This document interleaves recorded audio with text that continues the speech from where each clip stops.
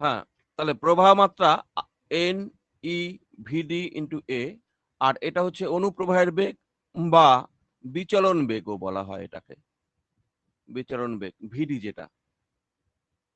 আচ্ছা, ভীষণ ইম্পর্টেন্ট সূত্র, ভীষণ ইম্পর্টেন্ট সূত্র এনই ভিডিএ। আবার এই প্রবাহ মাত্রাকে যদি আমি ক্ষেত্রফল দিয়ে ভাগ করে দেই, এই টার্মটাকে তখন আমরা বলি প্রবাহ মাত্রা ঘনত্ব। প্রবাহ মাত্রা ঘনত্ব আগের দিনের পড়া। হ্যাঁ, জে দিয়ে লিখি, বড় হাতের জে, আই বাই এ, সেটা হবে এইটাকেই যদি আমি এ দিয়ে ভাগ করে দেই, এই টার্মটা থাকবে না, তাহলে এন ই শুধু ভিডি, তাহলে এটাকে আমরা প্রবাহ মাত্রা ঘনত্ব বলি, জে দিয়ে লিখি। আচ্ছা, যে একটা ভেক্টর রাশি, প্রবাহ মাত্রা একটা স্কেলার রাশি, কিন্তু যে কিন্তু ভেক্টর রাশি, এগুলো আমরা জানি। ভীষণ ইম্পর্টেন্ট রিলেশন এগুলো, বিশেষ করে কম্পিটিটিভ এক্সামের ক্ষেত্রে এগুলো থেকে প্রশ্ন আসবেই। এরপরে এই যে আই আর ভিডি আমরা পেলাম, আই আর ভিডি যে পাচ্ছি, মানে অনুপ্রবাহের বেগ আর প্রবাহ মাত্রার সূত্র, এই দুটার থেকে আবার আমরা ভি মানে বিভব প্রভেদ ভি আর প্রবাহ মাত্রার মধ্যে আবার সম্পর্ক আমরা পেয়ে যাই। বিভব প্রভেদ আর প্রবাহ মাত্রার মধ্যে যে সম্পর্কটা আমরা পাই, তোমরা খাতা খুলে দেখো, এটা হচ্ছে M L by N square, N square A টাও ইন্টু আই হয়। এইটাকে তাহলে আমি বলবো রোধ। তোমরা ক্লাস 10এই পড়ছো V is equal to I into R হয়, প্রবাহ মাত্রা ইন্টু রোধ হয়। তাহলে আই তো আছেই, তাহলে নিশ্চয়ই এই টার্মটা হচ্ছে রোধ। তাহলে রোধ আমরা দেখতে পাচ্ছি এম এল, দেখো স্টেপ গুলো মনে রাখলেই হয়ে যায়, এন স্কোয়ার, এন স্কোয়ার এ ইন্টু টাও, এটা রোধ। আচ্ছা, রোধ আবার আমরা আমরা এটা জানি, আবার রোধ is equal to rho into L by A. তাহলে এখানে এল আর এ কে পৃথক করে আমি বাকি যে টার্মটা N M by N square টাও এটা লিখলাম, আর এল বাই এটা এখানে লিখলাম, একই কথা। এই যে এল, এলও আছে, এও আছে। তোমরা কার্সরটা দেখতে পাচ্ছ, এখানে কার্সরটা দেখা যায়, হলুদ রঙের কার্সরটা। Hello, hello. হ্যাঁ হ্যাঁ স্যার। স্যার। হ্যাঁ, হ্যাঁ, হ্যাঁ। আচ্ছা, এই কার্সরটা দেখা যাওয়া খুব ইম্পর্টেন্ট। তাহলে আর ইজ ইকুয়াল টু আমরা জানি rho into L by A, তাহলে এই টার্মটা হচ্ছে rho into L by A. What is rho? তাহলে রো এর ভ্যালু আমরা পেলাম এম বাই এন স্কোয়ার টাও। এই যে রো এর এই মানটা ভীষণ ইম্পর্টেন্ট, রো এর এই মানটা, রো এর এই মান কিন্তু ভীষণ ইম্পর্টেন্ট। রোধাঙ্ক আমরা যাকে বলি, রোধাঙ্ক এখান থেকে বারবার বলা হয়েছে, রোধাঙ্ক দুটো বিষয়ের উপর নির্ভর করে, অনলি অনলি দুটো বিষয়, যেটা নাকি খুব ইম্পর্টেন্ট পরীক্ষায়, যে কোনো পরীক্ষায় থাকে। রোধাঙ্ক অমুকের উপর নির্ভর করে, তমুকের উপর নির্ভর করে, এগুলো থাকবে, কিন্তু যেখানে থাকবে উপাদান আর তাপমাত্রা, সেটা হবে অ্যান্সার। রো নির্ভর করে উপাদান তাপমাত্রা। অনেক সময় পরীক্ষার মধ্যে এরকম থাকে উপাদান তাপমাত্রা রোধ, তাহলে সেটাও হবে না। তাপমাত্রা উপাদান এটা হতে পারে, আর অন্য তারপরে এরকম দৈর্ঘ্য প্রস্থচ্ছেদ উপাদান এরকমও থাকতে পারে, তিনটা করে হয়তো থাকলো, তো হবে না। যেখানে দুইটা আছে দেখবে উপাদান আর তাপমাত্রা, সেটাই হবে। কিন্তু রো কিন্তু রো এর উপর নির্ভর, রোধের উপর নির্ভর করবে না, দৈর্ঘ্যের উপরও নির্ভর করবে না, ক্ষেত্রফলের উপর নির্ভর করবে না, এটা করবে না। রো শুধু, রো শুধু উপাদান আর তাপমাত্রার উপর নির্ভর করে। আচ্ছা, তোমাদেরকে আরো একটা জিনিস বলা হয়েছিল, সেটা হচ্ছে এই রোধ আর রোধাঙ্কের অনন্যক রাশি দুটি সেটা বলা হয়েছিল। রোধের যে অনন্যক রাশি সেটাকে বলা হয় পরিবাহিতা 1/r। রোধের একক যদি হয় ওহম, তাহলে পরিবাহিতার একক হয় মো। রোধের একক ওহম আর পরিবাহিতার একক মো। আবার রোয়ের একটা অনন্যক রাশি সেটাকে বলা হয় পরিবাহিতাঙ্ক, সিগমা দিয়ে লেখা হয়। পরিবাহিতাঙ্কের একক মো। রোধাঙ্কের একক আগে ভাবতে হবে ওহম মিটার। ওহম মিটার হচ্ছে রোধাঙ্কের একক, আর পরিবাহিতাঙ্কের একক হচ্ছে মো মিটার। আগের দিনের পড়ার আমি জিস্ট যেটা সেটা আমি বললাম। তাহলে আমাদের আগের দিনের পড়াটা এখানে একটু রিক্যাপ করা হলো। আজকে নতুন ভাবে এখন শুরু হচ্ছে। আমরা ফার্স্ট করব হচ্ছে ওহমের সূত্রের ভেক্টর রূপ। আমরা ওহমের সূত্র এখানে আমাদের প্রতিষ্ঠা হয়ে গেছে যে V is equal to I R. এই যে ভি ইজ ইকুয়াল টু, এই যে এটা আর ইন্টু আই, তার মানে V is equal to R I, যেখানে এই লাইনের পরে এই লাইন যেতে পারো। V is equal to R I, যেখানে R is equal to this. তাহলে এটাকে আমরা ওহমের সূত্র বলি, বা এটাকেও তুমি বলতে পারো ওহমের সূত্র। এটা ওহমের সূত্র। এটাকে যদি আমি রোধ ধরে নিই তাহলে আমি বুঝবো, বুঝতেই পারছি এটা ওহমের সূত্র। V is equal to I R আছে এটা। ওহমের সূত্রটা প্রতিষ্ঠা করা হলো আমাদের অনুপ্রবাহের গতিবেগ থেকে। আচ্ছা, এবার ওহমের সূত্রের ভেক্টর রূপ। ওহমের সূত্রের ভেক্টর রূপ ইম্পর্টেন্ট।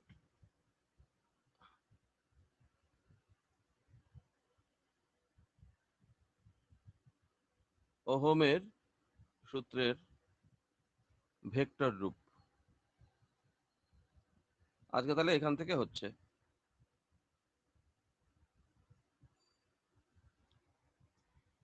দেখো, আমরা ওহমের সূত্র জানি V is equal to I R, কিন্তু এটা ভেক্টর রূপ না, এর মধ্যে একটাও ভেক্টর রাশি নেই। ভি বিভব প্রভেদ, এটা স্কেলার। প্রবাহ মাত্রা, এটাও স্কেলার। আর রোধ তো স্কেলার হবেই, রোধের তো কোনো দিক থাকে না। তাহলে এটা ওহমের সূত্রে এটা স্কেলার ফর্ম, স্কেলার রূপ। এটাকে আমরা স্কেলার রূপ বলতে পারি ওহমের সূত্রের। সব স্কেলার রাশি দিয়ে ওহমের সূত্র এটা। এবার আমি ওহমের সূত্রকে যদি ভেক্টর রূপে পরিণত করতে চাই, ভি কে একটা ভেক্টর রাশি দিয়ে প্রকাশ করতে হবে। ভি এর অনুরূপ ভেক্টর রাশি হচ্ছে, এটা তড়িৎ বিভব, ভেক্টর রাশি হচ্ছে ই, তড়িৎ ক্ষেত্রের প্রাবল্য। মনে রাখো, তড়িৎ ক্ষেত্রের বিভব হচ্ছে ভি, আর ই হচ্ছে প্রাবল্য। ভি স্কেলার রাশি, কিন্তু ই হচ্ছে ভেক্টর রাশি। আচ্ছা, এটা স্কেলার, বাট ই কিন্তু ভেক্টর। তাহলে ভি কে যদি আমি ই দিয়ে প্রকাশ করি, আর আই কে, আই তো স্কেলার, আই তো স্কেলার, আই কে যদি আমি প্রবাহ মাত্রার ভেক্টর রূপ হচ্ছে যে প্রবাহ মাত্রা ঘনত্ব, একটু আগে বললাম যে প্রবাহ মাত্রা ঘনত্ব, এটা ভেক্টর রাশি। তাহলে আমি ভি কে ই দিয়ে প্রকাশ আর আই কে জে দিয়ে যদি প্রকাশ করতে পারি, তাহলেই ওহমের সূত্রের, কারণ এই যে ভেক্টর, দুটাই ভেক্টর রাশি, তাহলেই ওহমের সূত্রের ভেক্টর রূপ চলে আসবে। এবার আমরা করব। তার মানে এটা আমি মনে রাখার জন্য বললাম ভি কে ই দিয়ে প্রকাশ করে, আর এখানে ওহমের সূত্রের মধ্যেই, ওহমের সূত্রের যে স্কেলার রূপটা আছে এর মধ্যেই ভি কে ই দিয়ে আর আই কে জে দিয়ে প্রকাশ করো, তাহলে ভেক্টর রূপ হয়ে যাবে। দেখো, তাহলে নেক্সট পেজে যাই, এখানে জায়গা হবে না, দাগ কেটে দিই, পার্ট করে নেই।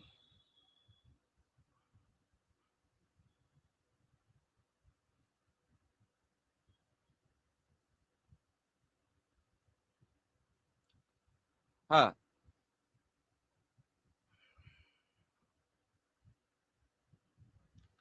দেখো তাহলে V is equal to I R, I into আর।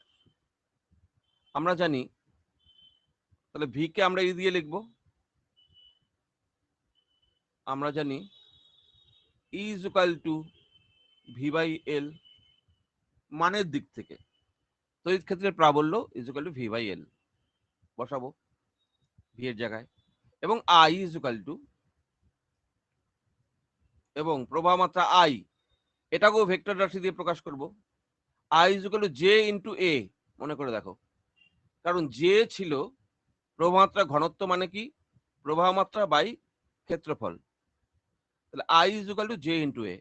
তো ফার্স্ট দুটো, এই দুটো আমি ওহমের সূত্রের মধ্যে বসাই, ই এর মান আর আই এর মান, দেখি কি হয়।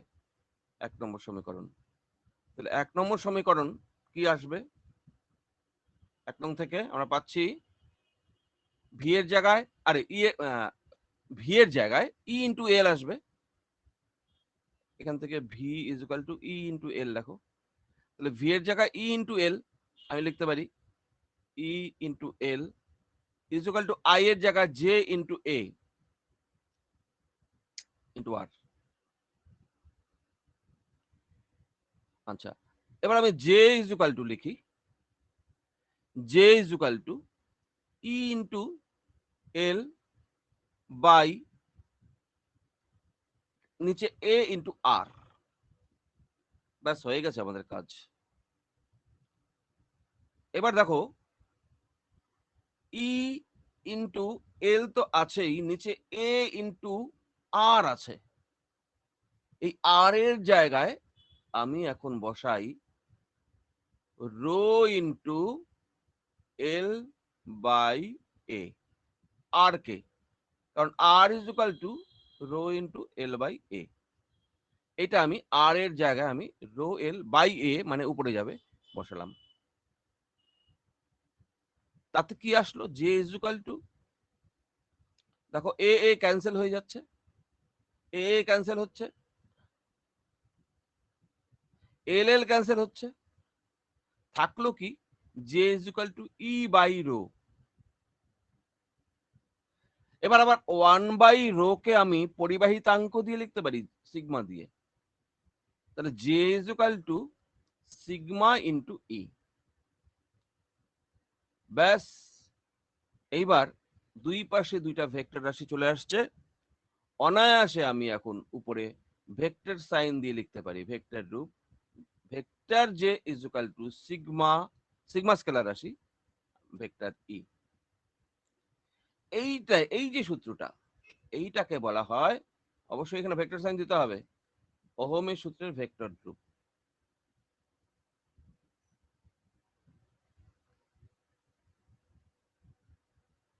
বাড়িতে প্র্যাকটিস করলেই মনে পড়বে, মনে থাকবে। আমরা জানি V is equal to I R, এটা ওহমের সূত্র। এবার V is equal to E into L আর I is equal to J into A বসিয়ে দিলাম, তারপরে আমি পেয়ে গেলাম এই আর এর জায়গায় আমি রো এল বাই যদি বসাই, J is equal to E by sigma, তার মানে J E by rho, J is equal to sigma into E. এবার ভেক্টর সাইন আমি দিয়ে দিচ্ছি, জে এর উপরে ভেক্টর সাইন, এর উপরে ভেক্টর সাইন, যা তার মানে J is equal to sigma E, এটা হচ্ছে ওহমের সূত্রের ভেক্টর রূপ। তার মানে V is equal to I R, এই যে সূত্র, এর সঙ্গে এটার কোনো তফাৎ নেই সেইভাবে, অ্যাকচুয়ালি এখান থেকেই তো এটা আসলো। V is equal to I R কে যদি আমি স্কেলার ফর্ম বলতে পারি, বলি ওহমের সূত্রের, এটা যদি আমি স্কেলার ফর্ম বলি V is equal to I R, তাহলে এটাকে আমরা ভেক্টর ফর্ম বলবো, আর কিছু না। হলো ওহমের সূত্রের ভেক্টর রূপ। ওহমের সূত্রের ভেক্টর রূপ কম্পিটিটিভ এক্সামের জন্য ইম্পর্টেন্ট না, ইম্পর্টেন্ট না বলছি, কিন্তু আমাদের বোর্ড বা কাউন্সিলের পরীক্ষার জন্য, ডাব্লিউবি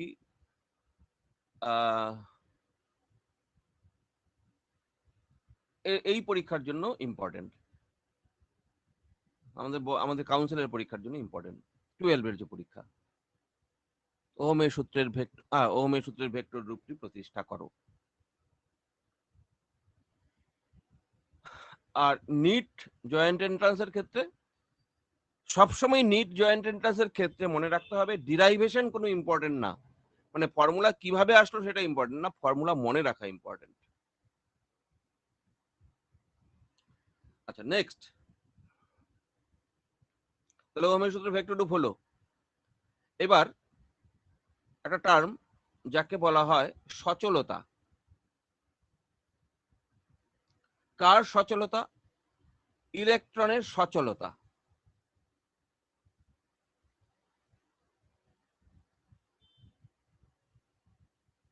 ইলেকট্রনের সচলতা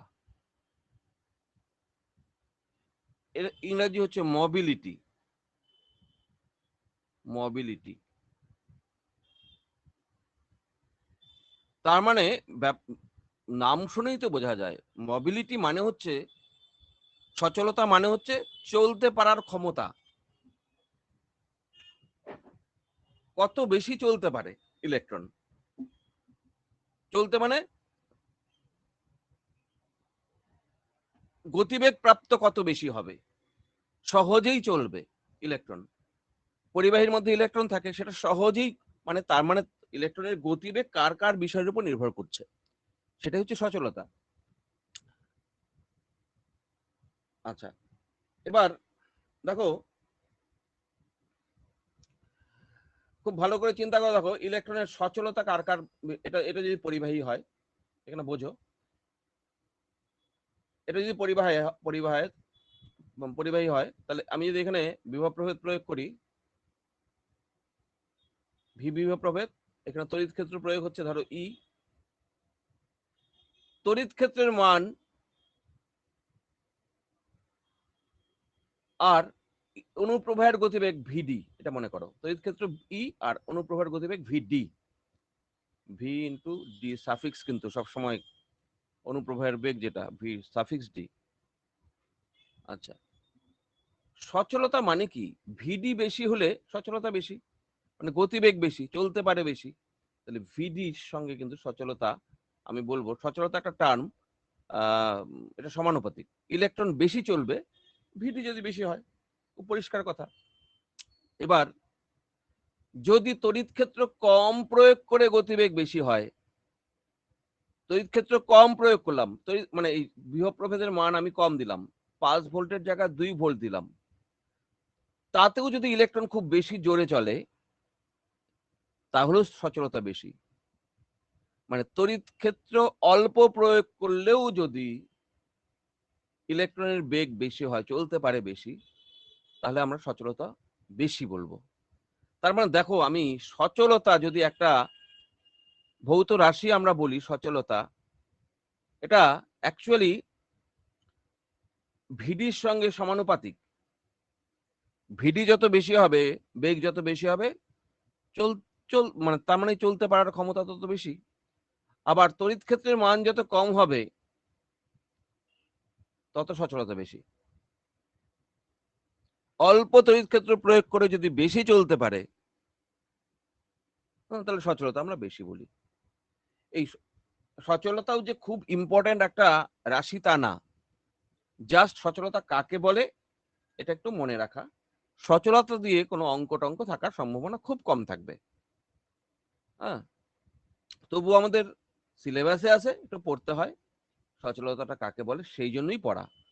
সচলতাও কিন্তু খুব একটা ইম্পর্টেন্ট রাশি না। হ্যাঁ,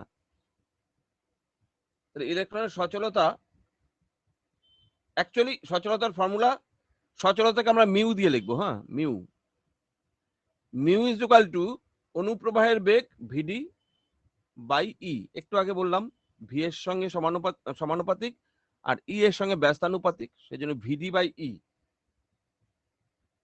আচ্ছা, সচলতার সংজ্ঞা আমরা এইভাবে দেই, যদি ই ইজ ইকুয়াল টু 1 হয়, দেখো তো ই ইজ ইকুয়াল টু যদি 1 হয়, তাহলে মিউ এর ভ্যালুটা কত হবে, মানে এটাকে সচলতা বলা হবে মিউটা। তাহলে মিউ ইজ ইকুয়াল টু ভিডি।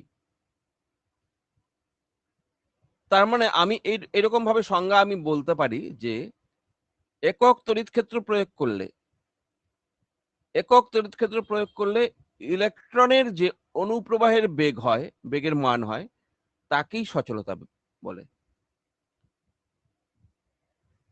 কোনো পরিবাহীর দুই প্রান্তে যদি আমরা একক তড়িৎ ক্ষেত্র প্রয়োগ করি তাহলে অনুপ্রবাহের যে বেগ তাকেই সচলতা বলে। কারণ একক তড়িৎ ক্ষেত্রের ক্ষেত্রে সচলতা আর অনুপ্রবাহের বেগ সমান হচ্ছে। তাহলে আগে সংজ্ঞা লিখি, তারপরে এটা লিখবো। তাহলে কোনো অ্যান্সার,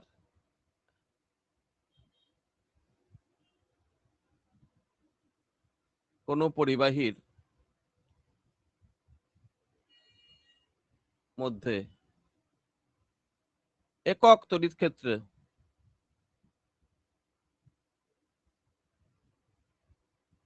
প্রয়োগ করলে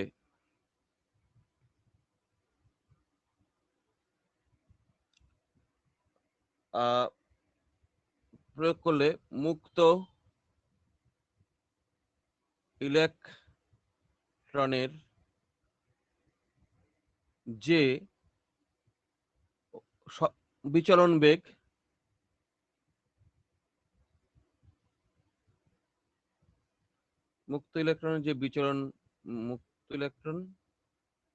মুক্ত ইলেকট্রন করে দিই, হ্যাঁ, তাহলে ভাষাটা ঠিক থাকবে। মুক্ত ইলেকট্রন যে বিচলন বেগ প্রাপ্ত হয়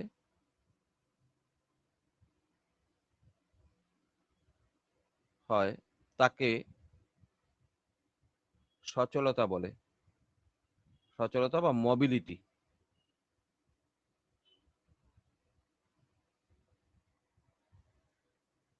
আচ্ছা,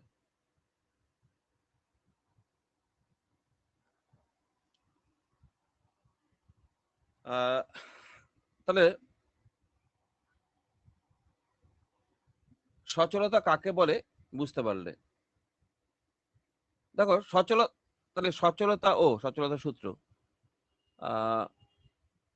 অনুপ্রবাহের বেগ বা কি এটাকে আমরা বলি বিচলন বেগ ভিডি এবং প্রযুক্ত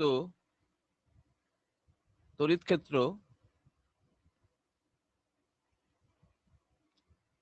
ই হলে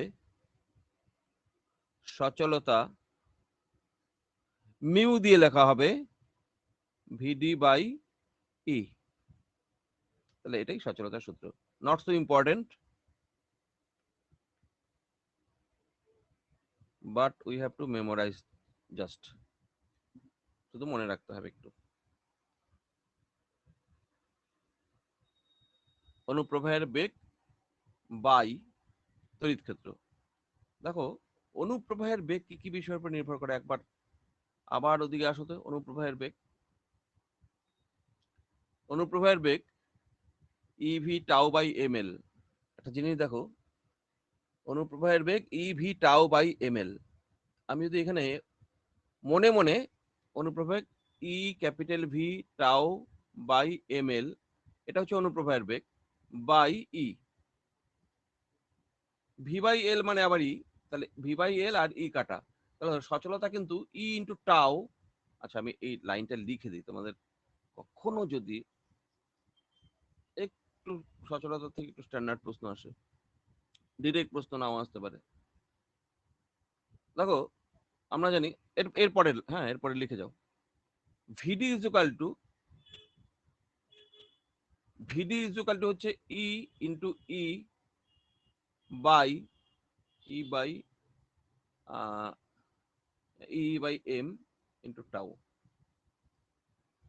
ভিডির মানে এটা তড়িৎ ক্ষেত্র দিয়ে লিখলে E capital E tau by M V D. আমি যদি ভিডির মানে এখানে বসাই, তাহলে দেখো ভিডি বাই ই মানে মিউ ইজ ইকুয়াল টু, আমি পাচ্ছি V D by E tau by M.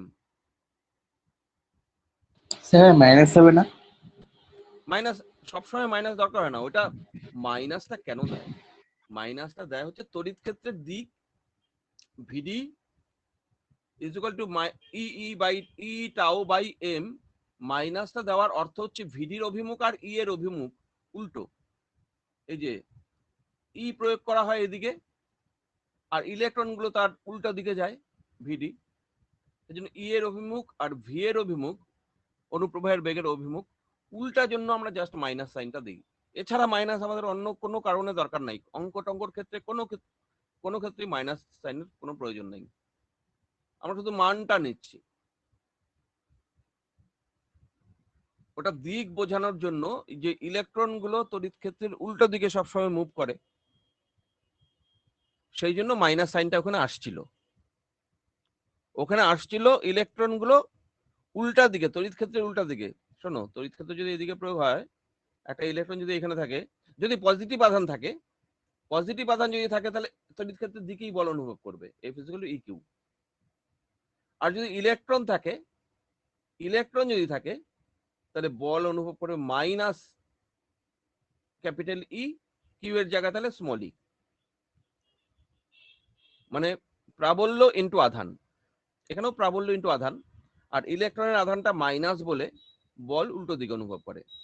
তাহলে বল উল্টো দিকে অনুভব করা মানে হচ্ছে, তাহলে গতিবেগও তাহলে ই এর উল্টা দিকে হচ্ছে, ওখানে করা আছে আমাদের গতিবেগ। আর ছবিতেই তো স্পষ্ট বোঝা যায়, তড়িৎ ক্ষেত্র যদি এদিকে প্রয়োগ করো, ইলেকট্রনগুলো এদিকে ছুটতে থাকে।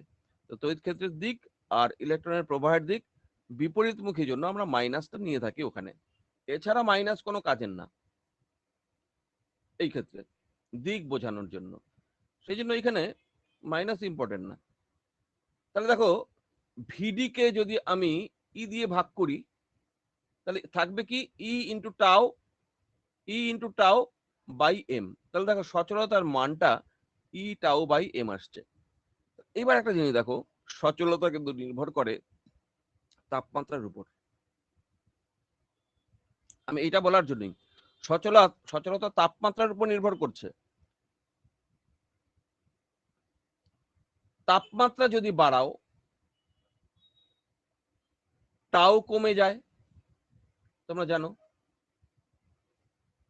তার মানে সচলতা কমে যায়। এই যে mu is equal to e tau by m, tau এর সঙ্গে মিউ কি সমানুপাতিক আছে? টাউ কমলে মিউ কমবে, টাউ বাড়লে মিউ বাড়বে।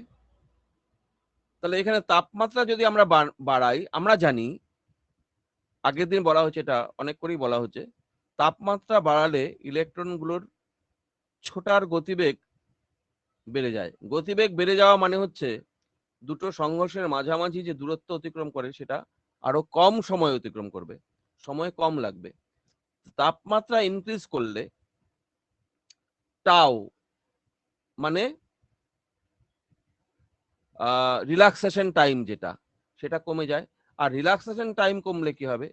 সচলতা কমে যায়। তবে একটা জিনিস দেখো, তাপমাত্রা বাড়ালে ইলেকট্রন চলে কম, চলতে পারার ক্ষমতা আরো কমে যায়। পরিবাহীর ক্ষেত্রে এটাই হয়। একটা পরিবাহীকে যদি আমি তাপ দেই, তাহলে প্রবাহ মাত্রা কমে যায়, রোধ বৃদ্ধি পায়। তাপ দিলে রোধ বৃদ্ধি পায়। রোধ বৃদ্ধি পায় মানে কি? প্রবাহ মাত্রা কমে যায়। প্রবাহ মাত্রা কমে যায় মানে কি? তার গতিবেগ কমে যায়, ইলেকট্রনের ভিডি কমে যায়। ভিডি কমে যায় মানে কি? মিউ কমে যায়। মানে তাপমাত্রা বেশি হলে সচলতা হ্রাস পায়। এই জিনিসটা দেখানোর জন্য এটা আমি করলাম, এই টার্মটা। আরেকটা জিনিস আমি এখানে দেখতে পাচ্ছি, যদিও ইলেকট্রনের ভর নির্দিষ্ট হয়, ইলেকট্রনের ভর তো আলাদা হয় না। ইলেকট্রনের চাইতে এখানে দেখ, আরেকটা জিনিস আমি কম্পেয়ার করব। আমি প্রোটন আর ইলেকট্রনের যদি সচলতার কথা বলি, কার সচলতা বেশি? প্রোটন আর ইলেকট্রন, এগুলো বোঝো। দেখো, সচলতা আবার ভরের সঙ্গে ব্যস্তানুপাতিক। আর সচলতা মানে কি বলতো? আমরা গতিবিজ্ঞানে যে জড়তা পড়ি, জড়তা আর সচলতা প্রায় এক ধরনের, উল্টা আর কি। জড়তা যার বেশি, তার সচলতা কম, মানে চলতে পারার ক্ষমতা কম। জড়তা যার বেশি, জড়তা কম মানে সচলতা বেশি। জড়তার সঙ্গে ভর সমানুপাতিক হয়, নিউটনের সূত্র। জড়তার সঙ্গে ভর সমানুপাতিক। আর এখানে দেখো সচলতার সঙ্গে ভর ব্যস্তানুপাতিক, তার মানে জড়তার সঙ্গে সচলতা ঠিক উল্টা রিলেশন। যে যে মানে জড় মানে কি, জড় মানে চলতে পারার ক্ষমতা কম, চলতে পারার ক্ষমতা কম মানে মিউ কম। তাহলে ভরের সঙ্গে যদি তুমি সচলতার তুলনা করো তাহলে ভরের সঙ্গে ব্যস্তানুপাতিক। তার মানে দেখো ভর যদি বৃদ্ধি পায়, আবার ভর যদি বৃদ্ধি পায়, ইলেকট্রনের ভর তো আর বৃদ্ধি পেতে পারে না। তুমি ইলেকট্রনের পরিবর্তে যদি অন্য কণা ভাবো, আমি প্রোটন ভাবলাম, তাহলে ভর বেশি হলো, ইলেকট্রনের চাইতে 1837 গুণ বেশি ভারী প্রোটন। তাহলে প্রোটন বেশি ভরের কণার ক্ষেত্রে সচলতা হবে কম, ব্যস্তানুপাত সম্পর্ক, সচলতা হবে কম। তার মানে এখান থেকে আমি বলতে পারি প্রোটনের সচলতা কম, প্রোটন ভারী, তার সচলতা কম। এখান থেকে আমি একটা পয়েন্ট আমি লিখে দিতে পারি যে ইলেকট্রনের চাইতে প্রোটনের সচলতা কম। সেই জন্যই তো পরিবাহীর মধ্যে প্রোটনের গতিকে ধরা হয় না, শুধু ইলেকট্রনের গতিকেই ধরি আমরা।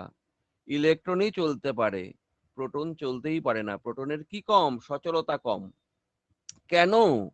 সচলতা ভরের সঙ্গে ব্যস্তানুপাতিক।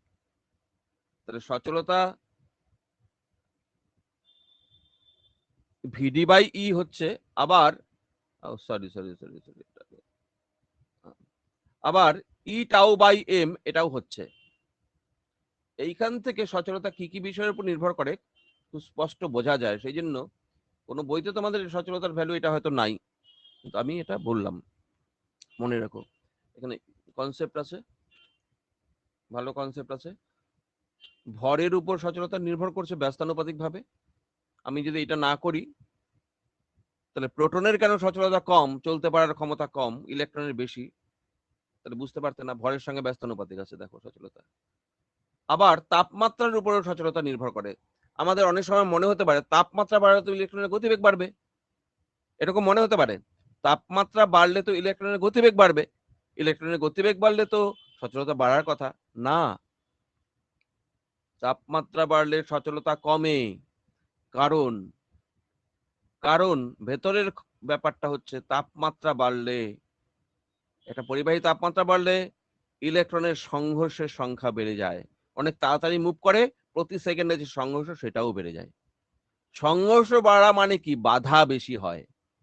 বাধা বেশি হয় মানে কি, ইলেকট্রন চলতে পারে কম, উল্টা হয়ে যায়। এই কেসটা তাপমাত্রার সঙ্গে সচলতার সম্পর্কটা আমাদের বাস্তব ধারণার থেকে একটু উল্টা আছে। বাস্তব ধারণা কি, তাপমাত্রা বাড়লে, যেমন তাপমাত্রা বাড়লে আমরা জানি গ্যাসের অণুগুলির গতিবেগ বেড়ে যায়। গ্যাস অণুর গতিবেগ 3kT/m, আরএমএস বেগ সি দিয়ে বোধহয় লেখা হয়েছিল 3kT/m। তাপমাত্রা বাড়লে গ্যাস অণুর গতিবেগ বাড়ে, সি এর সঙ্গে রুটটির সঙ্গে সমানুপাতিক সম্পর্ক।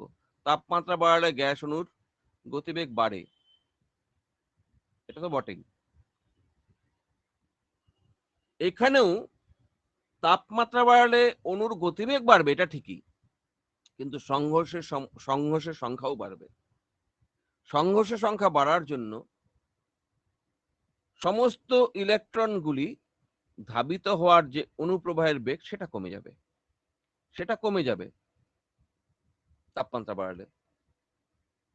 তাপমাত্রা বাড়লে তাহলে কি অনুপ্রবাহের বেগ কমে যায়, ভেরি ইম্পর্টেন্ট। তাপমাত্রা বাড়লে অনুপ্রবাহের বেগ কমে,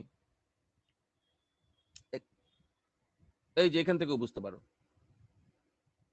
তাপমাত্রা বাড়লে টাউ কমে, টাউ কমা মানে ভিডি কমে। তাপমাত্রা বাড়লে অনুপ্রবাহের বেগ কমে। প্রতি ইলেকট্রনের প্রত্যেকটা ইলেকট্রনের গতিবেগ বাড়বে, কিন্তু গড় গতিবেগ সামগ্রিকভাবে যে ইলেকট্রনগুলো অনুপ্রবাহের বেগ নিয়ে চলে, সবগুলো ইলেকট্রন একসঙ্গে গড় বেগ নিয়ে চলে, সংঘর্ষ টংঘর্ষ হওয়ার পরেও সেটা কমবে। একটু বোঝা, কিন্তু একটু কল্পনা শক্তি থাকতে হবে বুঝতে গেলে। যাই হোক, তাহলে সচলতা বিষয়টা এর থেকে আর বেশি পড়তে হবে না। সচলতা তোমাকে এরকমও বলতে পারে তাপমাত্রার সঙ্গে অনুপ্রবাহের বেগের সম্পর্ক কি। মানে যদি তোমার থিওরি ঠিকঠাক জানা না থাকে, তুমি কিন্তু লিখে দিবে ভুল করে তাপমাত্রা বাড়লে তো অনুপ্রবাহের বেগ বাড়ার কথা, কারণ বেগ তো তাপমাত্রা বাড়লে বাড়বেই, গ্যাস অণুর ক্ষেত্রে আমরা পড়ছি। কিন্তু অনুপ্রবাহের বেগ তাপমাত্রা বৃদ্ধি করলে কমে যায়, এটাও ইম্পর্টেন্ট একটা কিন্তু ব্যাপার। তাপমাত্রা, সরি দাঁড়াও, ক্যাপিটাল টি যদি ইনক্রিজ করো, তাও কমে। তাও কমে মানে হচ্ছে ভিডিও কমে, অনুপ্রবাহের বেগ কমে। ভিডি কমে মানে হচ্ছে প্রবাহ মাত্রা কমে। প্রবাহ মাত্রা কমে মানে রো বৃদ্ধি পায়। রো বৃদ্ধি পায় মানে সিগমা কমে।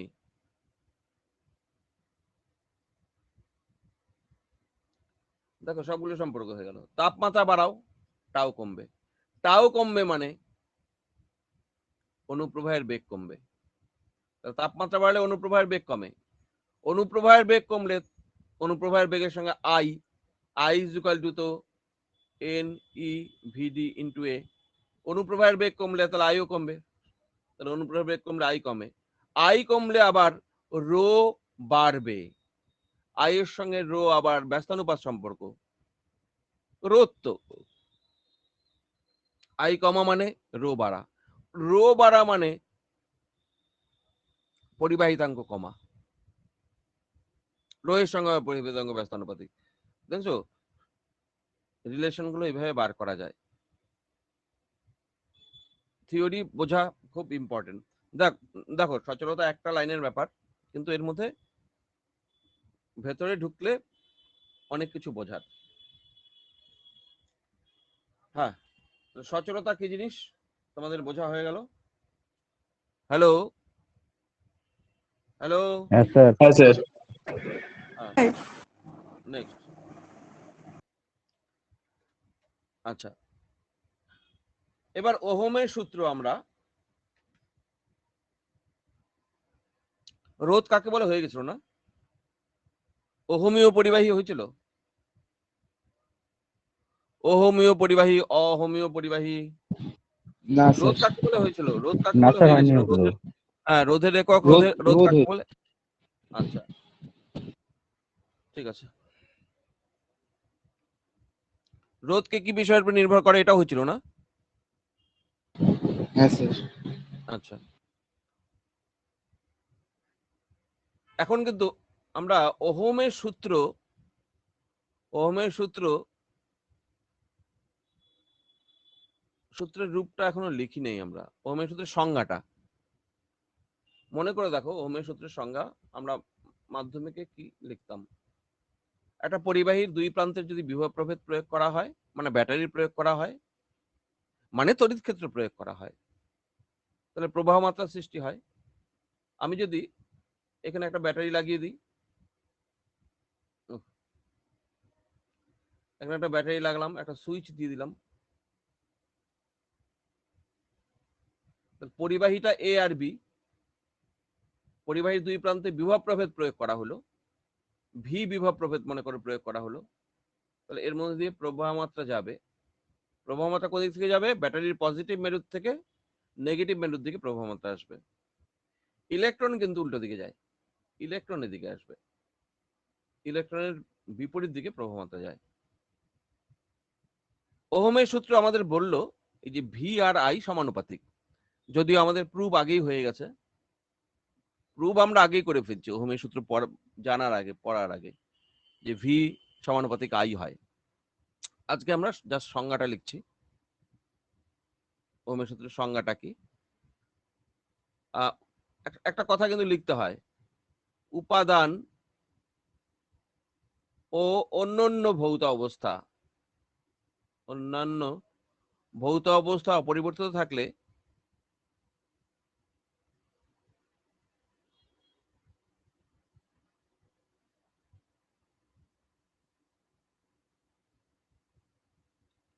পরিবাহীর প্রবাহ মাত্রা দুই প্রান্তের বিভব প্রভেদের সমানুপাতিক।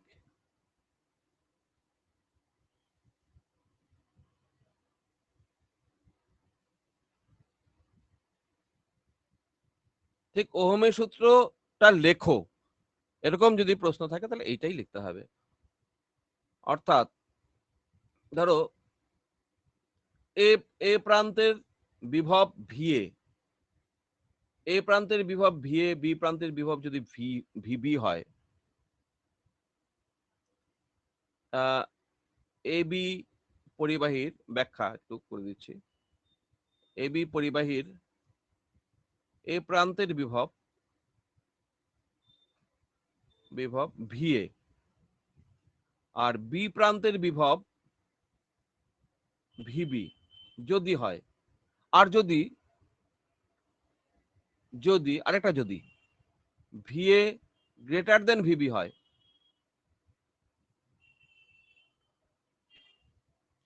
তাহলে প্রবাহ মাত্রা এ প্রান্ত থেকে বি প্রান্তের দিকে প্রবাহ মাত্রা যাবে। তাহলে বিভব প্রভেদ ভিএ মাইনাস ভিবি, এটা বিভব প্রভেদ। ওহমের সূত্র এবার লিখছি। ওহমের সূত্র বলছে বিভব প্রভেদ প্রবাহ মাত্রার সঙ্গে সমানুপাতিক, মানে বিভব প্রভেদ ভ্যারিস আই। এটাকেই আমরা VA minus VB is equal to আমরা আই ইন্টু আর দিয়ে লিখি, রোধ। এখানে আর ইজ ইকুয়াল টু পরিবাহীর রোধ আমরা বলি।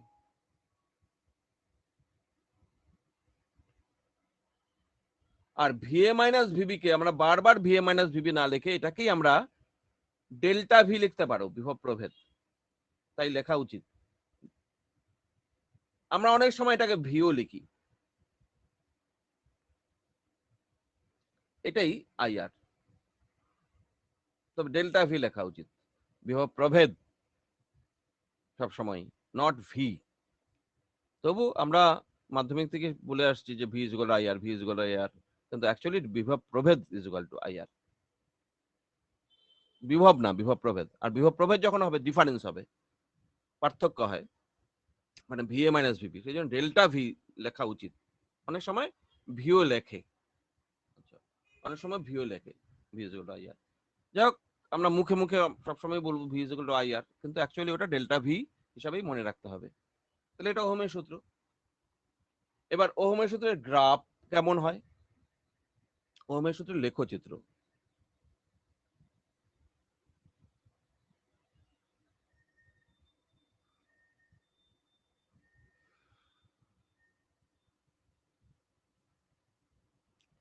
ওহমের সূত্রের লেখচিত্র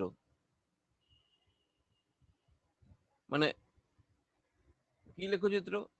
আইভি লেখচিত্র।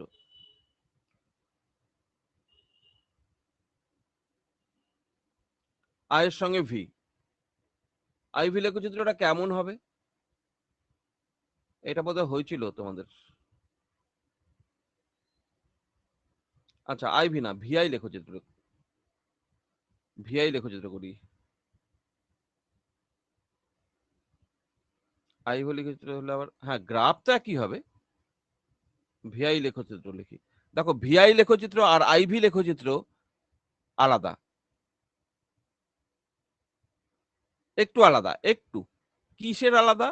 অক্ষ দুটোকে ধরাটা আলাদা।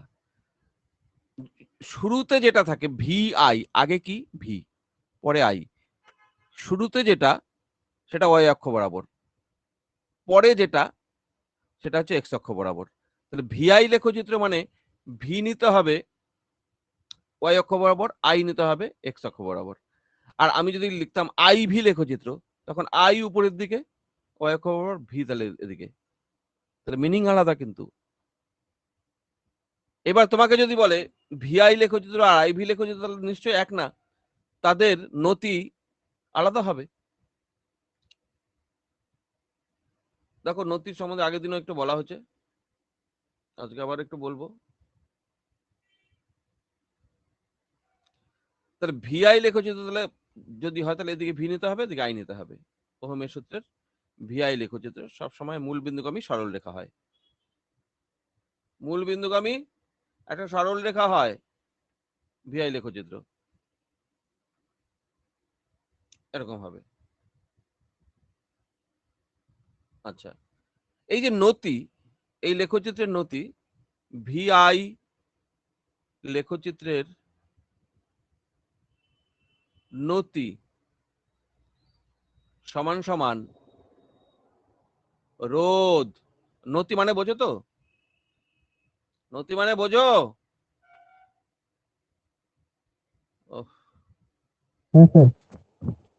নতি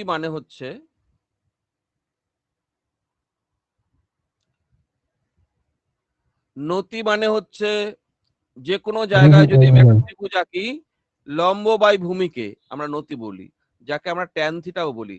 এক্স অক্ষের সঙ্গে যদি থিটা কোণ করে, নতি মানে হচ্ছে এই ট্যান থিটা, মানে লম্ব বাই ভূমি। ভিআই লেখচিত্রের নতি সমান সমান রোধ, কারণ ভি বাই আই হবে যখন নতি আমি করব, actually delta V by delta I. এখানে আমি আরেকটা লাইন লিখে দিই,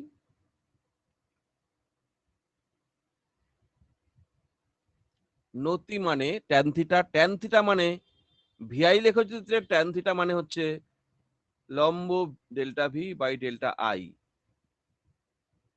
এটা হচ্ছে রোধ আর।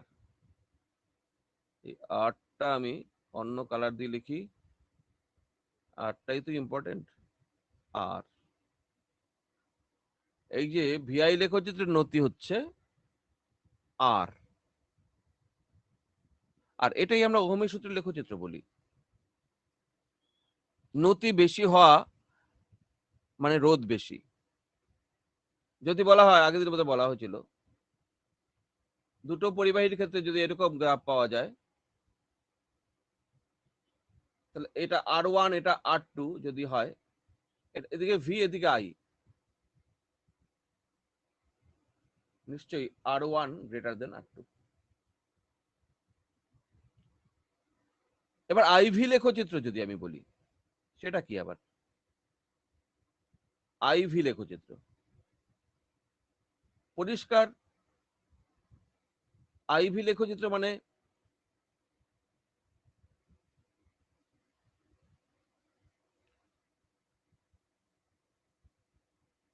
আমাকে এইদিকে নিতে হবে আই, এদিকে নিতে হবে ভি, তাহলে গ্রাফ হবে, এটাও সরল রেখাই হবে, ভি এর সঙ্গে আই তো সমানুপাতিক, সরল রেখা হবে, কিন্তু এর নতির থেকে নিশ্চয়ই রোধ পাওয়া যাবে না। এবার delta I by delta V, আমি এখানে delta I by delta V tan theta, যেটা এক্ষেত্রে আইভি লেখচিত্রের নতি থেকে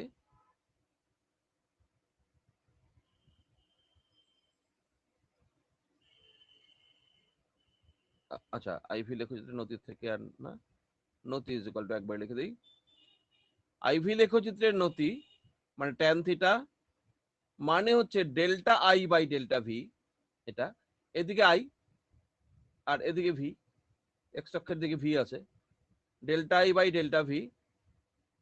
এইটা কিন্তু নট রোধ, রোধের উল্টা, I by V, V by I, পরিবাহিতা, পরিবাহিতা জি, জি, যেটা নাকি 1/r। তাহলে এই ক্ষেত্রে নতি সমান সমান 1/r, তার মানে নতির সঙ্গে আর ব্যস্তানুপাতিক, এখানে নতির সঙ্গে আর সমানুপাতিক, এখানে নতির সঙ্গে আর ব্যস্তানুপাতিক। অর্থাৎ নেক্সট পেজে যাই, যদি একটা ভিআই লেখচিত্র থাকে,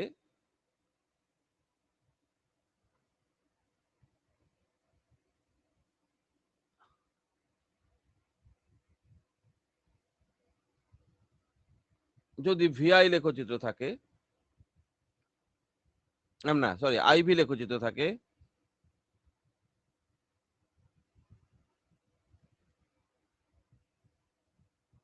দুটো পরিবাহীর জন্য এরকম একটা নতি তো উপরেরটার বেশি। এবার আমি এটা R1 যদি দেই, এটা R2 দেই, আইভি লেখচিত্র এখান থেকে কে বেশি, R1 বেশি না R2 বেশি? ভিআই লেখচিত্রটা তাকাও, ভিআই লেখচিত্র যেটা উপরে তার নতি বেশি সবসময়, আর এটা উপরেরটা নতি বেশি কিন্তু রোধ তো কম, কারণ এই ক্ষেত্রে নতি ব্যস্তানুপাতিক রোধ, যার নতি বেশি তার রোধ কম। তাহলে এখানে কিন্তু R2 গ্রেটার দেন R1, এটার ক্ষেত্রে কিন্তু R2 গ্রেটার দেন R1। এগুলো ভুল করবে না। আইভি লেখচিত্র আছে না ভিআই লেখচিত্র আছে সেটা দেখবে। ভিআই লেখচিত্র থাকলে তাহলে যেটার কোণ বেশি সেটার রোধ বেশি, আর আইভি লেখচিত্র হলে যেটার কোণ বেশি সেটা রোধ কম আইভি লেখচিত্র হলে। বুঝতে পারছো? আচ্ছা, এবার আমরা লিখবো, নেক্সট আসি আমরা ওহমীয় পরিবাহী, ওহমীয় এবং অওহমীয়, অওহমীয় পরিবাহী। এটা কি জিনিস? ওহমীয় আর অওহমীয়, আসলে কিছু কিছু পরিবাহী আছে ওহমের সূত্র মেনে চলে। ওহমের সূত্র মেনে চলা মানে কি, ভি ভ্যারিস আই। আর কিছু কিছু পদার্থ আছে ভি এর সঙ্গে আই সমানুপাতিক হয় না, হয়তো ভি এর সঙ্গে আই 3/2 এইভাবে সমানুপাতিক, বা অন্যরকম যেটা ভি এর সঙ্গে আই ডাইরেক্টলি সমানুপাতিক হয়, সেটাই তো ওহমের সূত্র। আর তার ক্ষেত্রেই গ্রাফ কেমন হবে, মূলবিন্দুগামী সরলরেখা হবে, ভিআই লেখচিত্রই হোক আর আইভি লেখচিত্রই হোক। আর যেগুলোর ক্ষেত্রে ভিআই সমানুপাতিক হয় না তাদের ক্ষেত্রে মূলবিন্দুগামী সরলরেখা হয় না। তো যে সমস্ত পরিবাহী ওহমের সূত্রকে মেনে চলে, অর্থাৎ ডাইরেক্টলি ভি ভ্যারিজ আই হয়, ডিরেক্টলি ভি ভ্যারিজ আই হয়, সেগুলোই ওহমীয় পরিবাহী। যে সমস্ত পরিবাহীর ক্ষেত্রে, যে সমস্ত পরিবাহী ওহমের সূত্র মেনে চলে, এটা লিখলেই হবে, যে সমস্ত পরিবাহী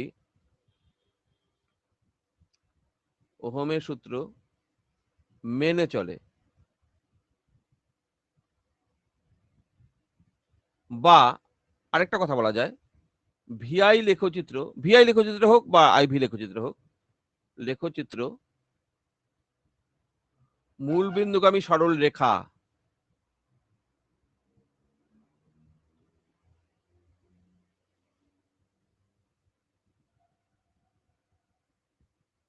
হয়, তাদের ওহমীয় পরিবাহী বলে।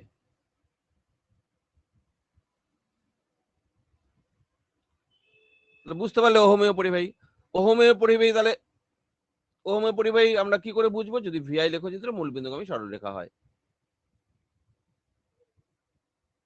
যাক, এটা কিন্তু সরল রেখাই।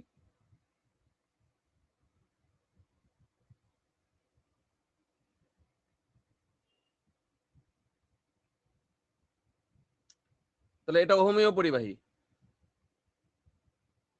এইটা ওহমীয় পরিবাহী না, ওহমীয় পরিবাহীর ক্ষেত্রে এরকম গ্রাফ হয়, ওহমীয় পরিবাহী। এবার অওহমীয়, ঠিক উল্টা করে লিখে দাও, যে সমস্ত পরিবাহী ওহমের সূত্র মেনে চলে না, যে সমস্ত পরিবাহী ওহমের সূত্র মেনে চলে না, অর্থাৎ ভিআই লেখচিত্রে মূলবিন্দুগামী সরলরেখা হয় না, শুধু না না করে দাও দুইটা জায়গায়, তাহলে অহমীয় পরিবাহী বলে। তো যে সমস্ত পরিবাহী ওহমের সূত্র মেনে চলে না,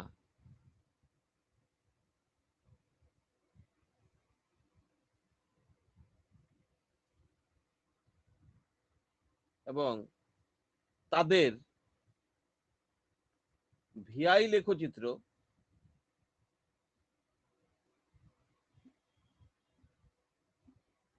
এখানেও তাদের কথাটা বলে দিও, তাহলে ভাষাটা পরিষ্কার হয়।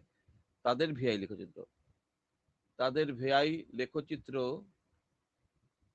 মূল বিন্দুগামী সরলরেখা হয় না।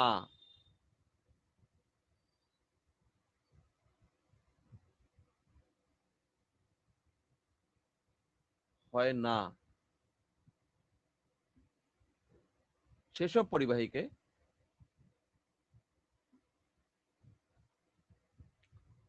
অহমীয় পরিবাহী বলে। অহমীয়। আর একটা জিনিস আমি একটু ভুলে গেছি, অহমীয় পরিবাহীর উদাহরণ দেই নাই। অহমীয় পরিবাহীর উদাহরণ আগেটার ক্ষেত্রে উদাহরণ ধাতব পদার্থগুলি, তামা, লোহা, অ্যালুমিনিয়াম, যে সমস্ত ধাতব পদার্থ আছে সেগুলো সব, লোহা, তামা, অ্যালুমিনিয়াম, তুমি যাই বলো, যেসব ধাতব পরিবাহী, ইত্যাদি ধাতব পরিবাহী, ইত্যাদি ধাতব পরিবাহী, এই ধাতব পরিবাহীর ক্ষেত্রে সব সময় লেখচিত্র মূল বিন্দুগামী সরলরেখা হয়। আর অহমীয় পরিবাহীর উদাহরণ যদি বলে, এইটার উদাহরণ কি হবে? এটার উদাহরণ হবে বিভিন্ন রকম হয়, যেমন অর্ধ পরিবাহী।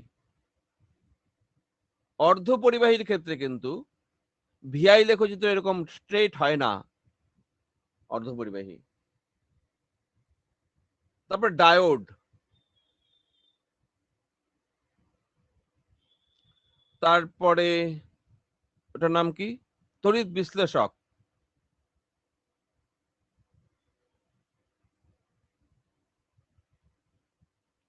তারপরে বাল্ব, এমনি যে আমাদের সাধারণ বাল্ব, সেটাও কিন্তু অহমীয় পরিবাহী। তাপমাত্রা বৃদ্ধি পেয়েও রোদ বৃদ্ধি পেয়ে যায়, রোদ বৃদ্ধি পেলে আর ওই রকম মূল বিন্দুগামী সরলরেখা হয় না। আমি দেখাচ্ছি দুই একটা গ্রাফ এঁকে অহমীয় পরিবাহীর ক্ষেত্রে। অহমীয় পরিবাহীর গ্রাফ তো বিভিন্ন পরিবাহীর ক্ষেত্রে বিভিন্ন হয়, মূল বিন্দুগামীতে সরলরেখা হয় না। দেখো, নেক্সট পেজে যাই।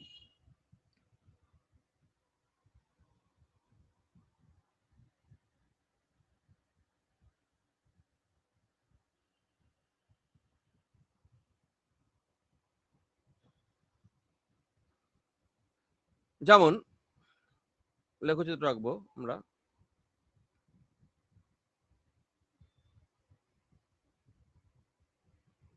একবারে তিনটা দিয়ে দিই।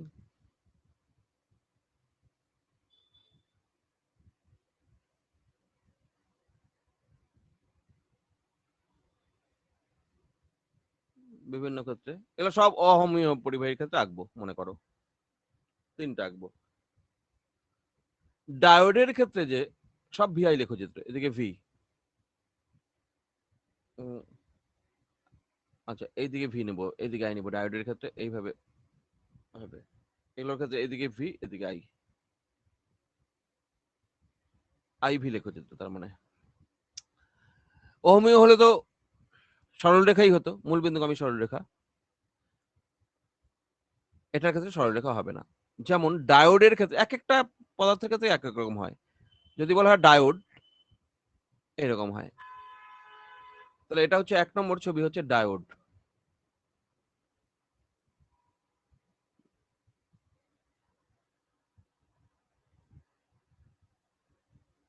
ঠিক আছে। অর্ধ পরিবাহীর গ্রাফ,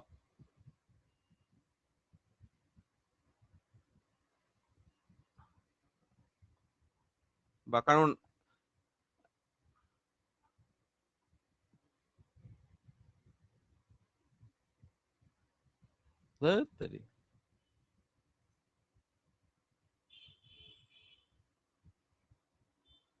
তাও সরলরেখার মতো হয়ে গেল, প্রথমটা ভালো ছিল। চলবে। এটা হচ্ছে অর্ধ পরিবাহী।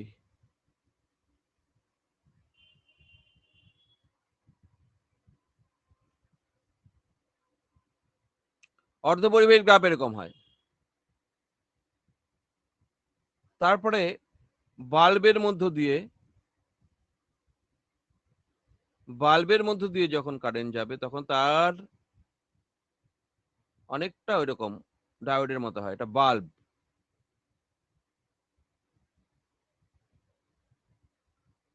দেখো প্রবাহ মাত্রা আর বাড়ে না, ভি বাড়ালেও প্রবাহ মাত্রা বাড়বে না, শেষের দিকে রোধ বেশি হয়ে যাবে। এগুলো সব অহমীয় পরিবাহী। তাহলে অহমীয় পরিবাহীর ক্ষেত্রে গ্রাফ আরো আছে বিভিন্ন রকম হয়। এগুলো সব হচ্ছে অহমীয় পরিবাহী। তাহলে এগুলো হচ্ছে অহমীয় পরিবাহীর লেখচিত্র।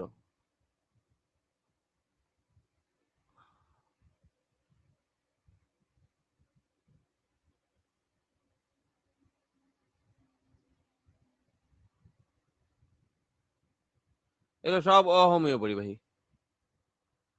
আর অহমীয় তো সরল মূলবিন্দুগামী সরল রেখাই হয়। অহমীয় তো মূলবিন্দুগামী সরল রেখাই হয়। আমরা তো এখানে অহমীয় পরিবাহীর কথা পড়বই না, অহমীয় পরিবাহীর কথাই পড়ছি আমরা, মানে যেগুলো নাকি ওহমের সূত্র মেনে চলে সেগুলোর কথাই পড়ছি। বাড়িতে সাধারণত যে পরিবাহীগুলো ইউজ করি আমরা, তামার তার, লোহার, অ্যালুমিনিয়াম তার, ইলেকট্রিসিটিতে, সেগুলো সবই ওহমীয় পরিবাহী। সেগুলোর ক্ষেত্রে ভি ভ্যারিজ আই, এটা প্রয়োগ হয় আর কি। নেক্সট একটা ব্যাপার, রোধের উষ্ণতা গুণাঙ্ক। রোধ বৃদ্ধি পায় উষ্ণতা বাড়ালে, এটা ঠিক। কারণ আজকেও আমি বলছি উষ্ণতা বাড়ালে রোধাঙ্ক বৃদ্ধি পায়। উষ্ণতা বাড়ালে রোধাঙ্ক বৃদ্ধি পায়। দেখো উষ্ণতা বাড়ালে রোধাঙ্ক বৃদ্ধি পায়, আজকেও বলছি। কেন বলছি? এই যে এখানে ওই যে উপরে ডান দিকে উষ্ণতা বাড়ালে দেখো উষ্ণতা বাড়ছে, আর এই যে রোধাঙ্কের উপর দিকে তীর চিহ্ন, রোধাঙ্ক বাড়ছে। উষ্ণতা বাড়লে রোধাঙ্ক বাড়ে। এবং রোধাঙ্ক উষ্ণতার উপর নির্ভর করে। রোধাঙ্ক উষ্ণতার উপর নির্ভর করে। এই যে রোধাঙ্ক উপাদানের উপর নির্ভর করে আর উষ্ণতার উপর নির্ভর করে। কিভাবে উষ্ণতার উপর নির্ভর করে এখানে আজকে লেখা হয়নি, আগের দিন লেখা হচ্ছে। মানে তাপমাত্রা বাড়ালে রোধাঙ্ক বাড়ে। কারণ তাপমাত্রা বাড়লে কি হয়,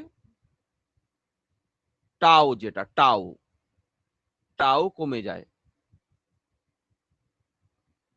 টাও দিয়ে আগে লিখি, টাও কমে যায়। টাও কমলে রো বেড়ে যায়। তাহলে তাপমাত্রার সঙ্গে রোধাঙ্কের সম্পর্ক কি? সমানুপাত সম্পর্ক। তাপমাত্রার সঙ্গে রোধাঙ্ক, তাপমাত্রা বাড়ে রোধাঙ্কও বাড়ে। আচ্ছা, এটা আগের দিন এবং আজকে দুই দিনই বলা। এবার আমরা বলবো এই রোধাঙ্ক তো বাড়ে, রোধাঙ্ক বাড়লে কিন্তু রোধও বাড়বে। কারণ রোধ is equal to rho into L by A. যদি রো বাড়ে, রো এর উপর আবার রোধ নির্ভর করে। রোধ কিন্তু নির্ভর করে রো এর উপরে, রোধ কিন্তু নির্ভর করে এল এর উপরে, রোধ কিন্তু নির্ভর করে এ এর উপরে। আমি আগের দিনই লিখে দিয়েছি। তাহলে রোধ কি কি বিষয়ের উপর নির্ভর করে?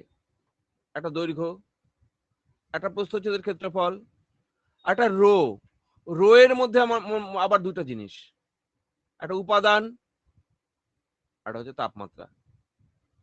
সেই জন্য আগের দিন তোমরা দেখো রোধ চারটা বিষয়ের উপর নির্ভর করে লেখা আছে, দৈর্ঘ্য, প্রস্থচ্ছেদের ক্ষেত্রফল, উপাদান, তাপমাত্রা। রোধ এই চারটা বিষয়ের উপর নির্ভর করছে।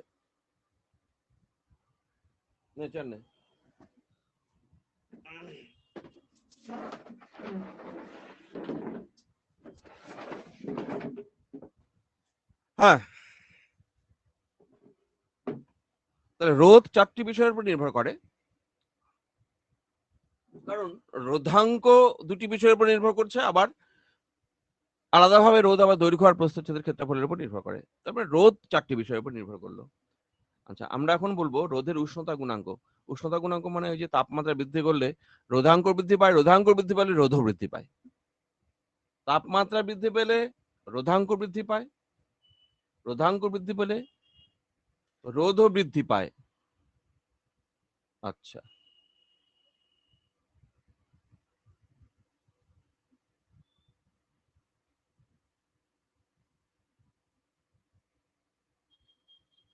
দেখো এখন রোধের উষ্ণতা গুণাঙ্ক হেডিং।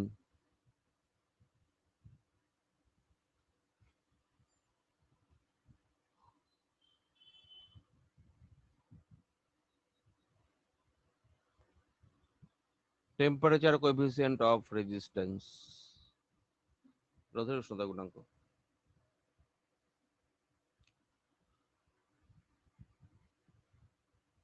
আচ্ছা,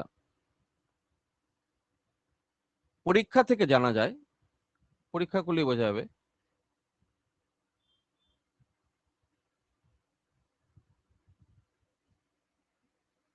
রোধের পরিবর্তন কোন, অবশ্যই পরিবাহী রোধের পরিবর্তন, পরিবাহী কথাটা দেই, অবশ্যই অহমীয় পরিবাহী। পরিবাহী বলতে আমরা অহমীয় পরিবাহী বুঝি। পরিবাহীর রোধের পরিবর্তন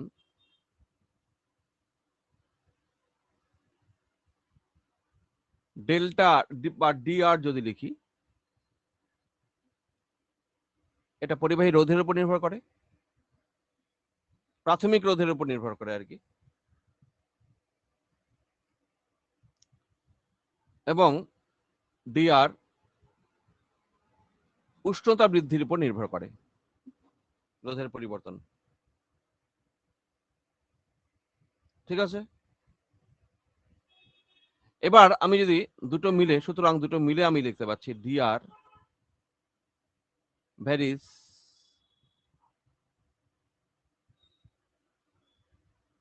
ডিআর ভ্যারিজ আর ইন্টু ডিটি। সুতরাং ডিআর ইকুয়াল টু, যদি আমরা দিই, একটা ধ্রুবক দিতে হয়, এই ধ্রুবকটা আমি নাম দিলাম আলফা টি, আলফা টি আর ডিটি। আলফা টি নাম দিতে হবে, আলফা দিলেও হবে। আচ্ছা, আলফাই দাও, কি আছে,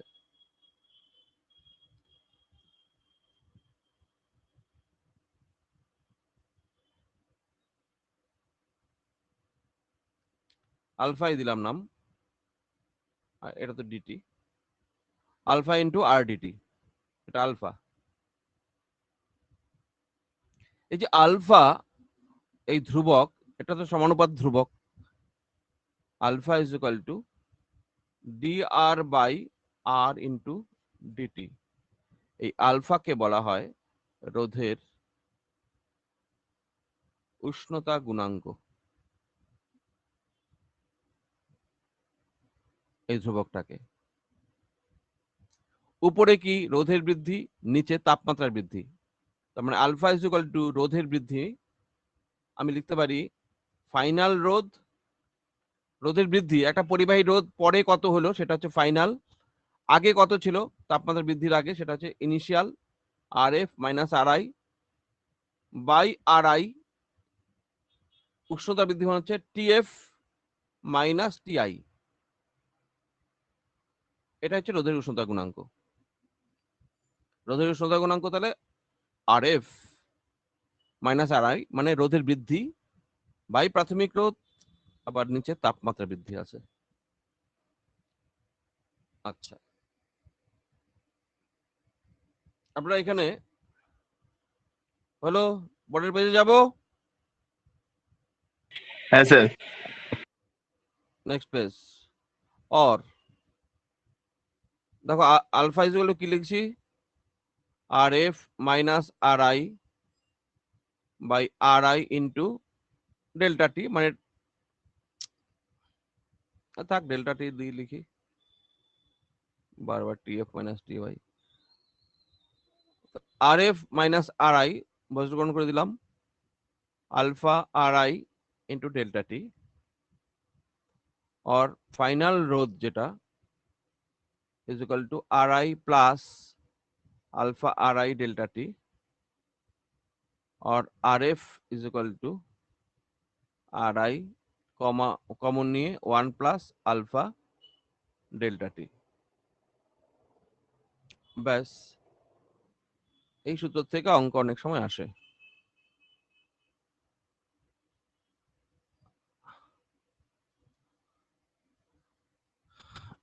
আরআই হচ্ছে প্রাথমিক তাপমাত্রায় রোধ, আর এফ হচ্ছে অন্তিম তাপমাত্রায় রোধ, আলফা হচ্ছে রোধের উষ্ণতা গুণাঙ্ক, ডেল্টা টি হচ্ছে তাপমাত্রা বৃদ্ধি, পরিবাহীটার তাপমাত্রা কত বৃদ্ধি করা হলো।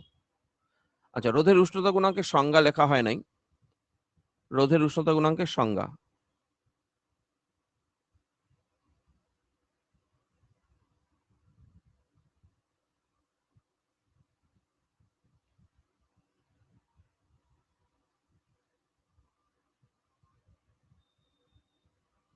রোধের উষ্ণতা গুণাঙ্কের সংজ্ঞা বলতে এইমাত্র আমরা দেখলাম রোধের উষ্ণতা গুণাঙ্ক ইজ ইকুয়াল টু ডেল্টা আর, মানে ডিআর আর কি, বাই আর ইন্টু ডিটি, এরকম ছিল। আমি যদি আর ওয়ান নেই, ডিটি ওয়ান নেই, নিচের আরও ওয়ান ডিটিও ওয়ান, তাহলে আলফা দেখো ডিআর এর সমান হয়। তার মানে সংজ্ঞা আমরা পাচ্ছি এখান থেকেই, যেমন একটা পরিবাহী যদি নেই যার রোধ হচ্ছে এক, যার রোধ হচ্ছে এক, এবং তার তাপমাত্রা বৃদ্ধি যদি এক হয়, তাহলে কোনো পরিবাহীর একক রোধের কোনো পরিবাহীর তাপমাত্রা একক পরিমাণ বৃদ্ধি করলে তার যতখানি রোধ বৃদ্ধি পায়, দেখো ডিআর তখন আলফার ইকুয়াল হয়, তার যতখানি রোধ বৃদ্ধি পায় তাকে বলা হয় রোধের উষ্ণতা গুণাঙ্ক। এবার সংজ্ঞাটা দেখো, লেখো একক রোধের কোন পরিবাহীর একক তাপমাত্রা বৃদ্ধিতে যে পরিমাণ রোধ বৃদ্ধি পায়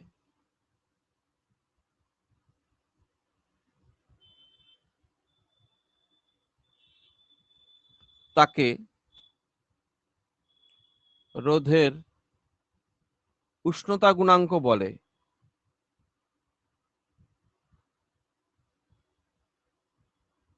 তাকে রোধের উষ্ণতা গুণাঙ্ক বলে। আচ্ছা, উষ্ণতা গুণাঙ্কের সংজ্ঞা হয়ে গেল। উষ্ণতা গুণাঙ্কের একক আলফা, এর একক কি হবে দেখো তো।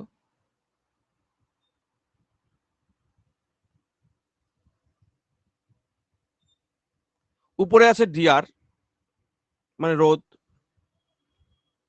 আলফা ইজ ইকুয়াল টু কি, উপরে ডিআর, নিচে আর, আবার ডিটি। এখান থেকে তাকাও, ডিআর এর একক কি, ওহম, রোধ বৃদ্ধি, বাই আর, আর এর একক ওহম, আর উষ্ণতা বৃদ্ধির একক হয় ডিগ্রি সেলসিয়াস লিখতে পারো, কেলভিন লিখতে পারো।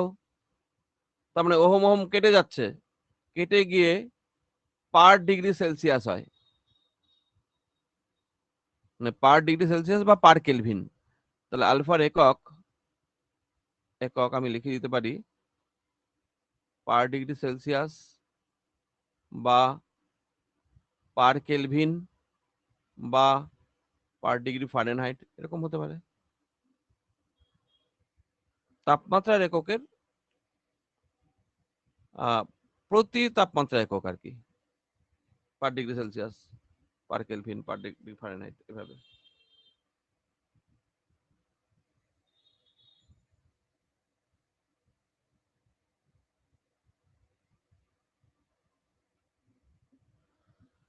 যদি বলা হয় একটা প্রশ্ন, সেটা হচ্ছে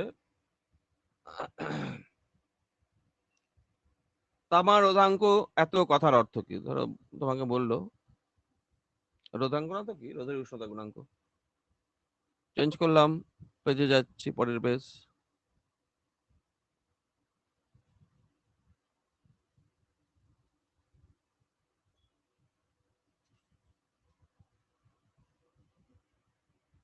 ধরো একটা কোশ্চেন, তামার রোধের উষ্ণতা গুণাঙ্ক, অর্থাৎ একটা কিছু বললো 0.00425 পার ডিগ্রি সেলসিয়াস, কথার অর্থ কি?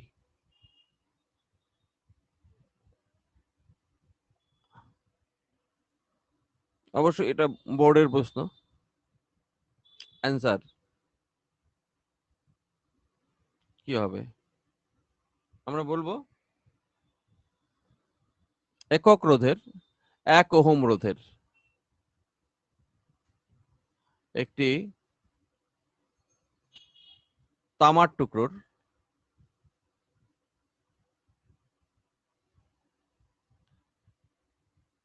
0 ডিগ্রি সেলসিয়াস থেকে 1 ডিগ্রি সেলসিয়াস উষ্ণতা বৃদ্ধি করলে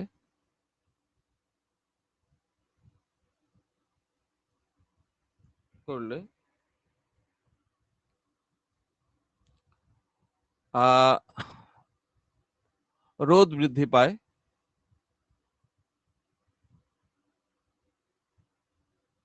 0.00425 ওহম। ব্যাস, 0.00425 ওহম হলো আমাদের রোধের উষ্ণতা গুণাঙ্ক।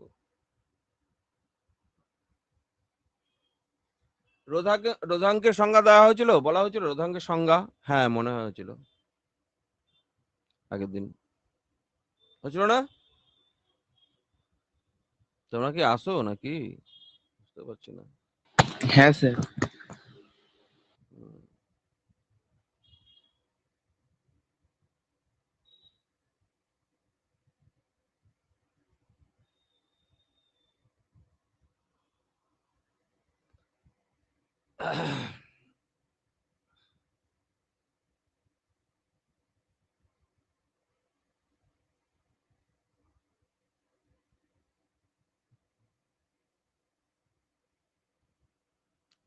ঠিক আছে,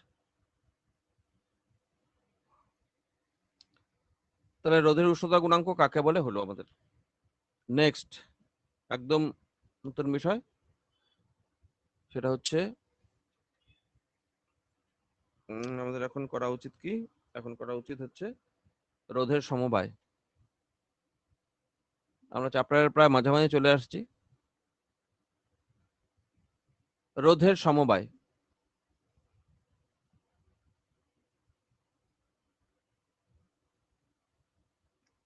মাধ্যমিকে করা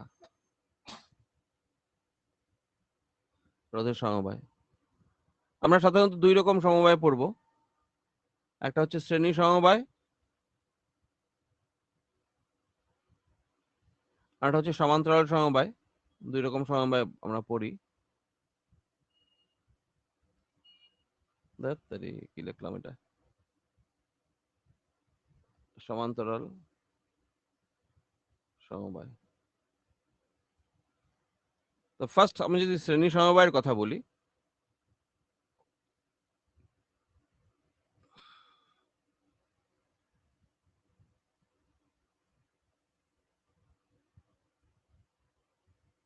শ্রেণী সমবায়ের কথা যদি বলি,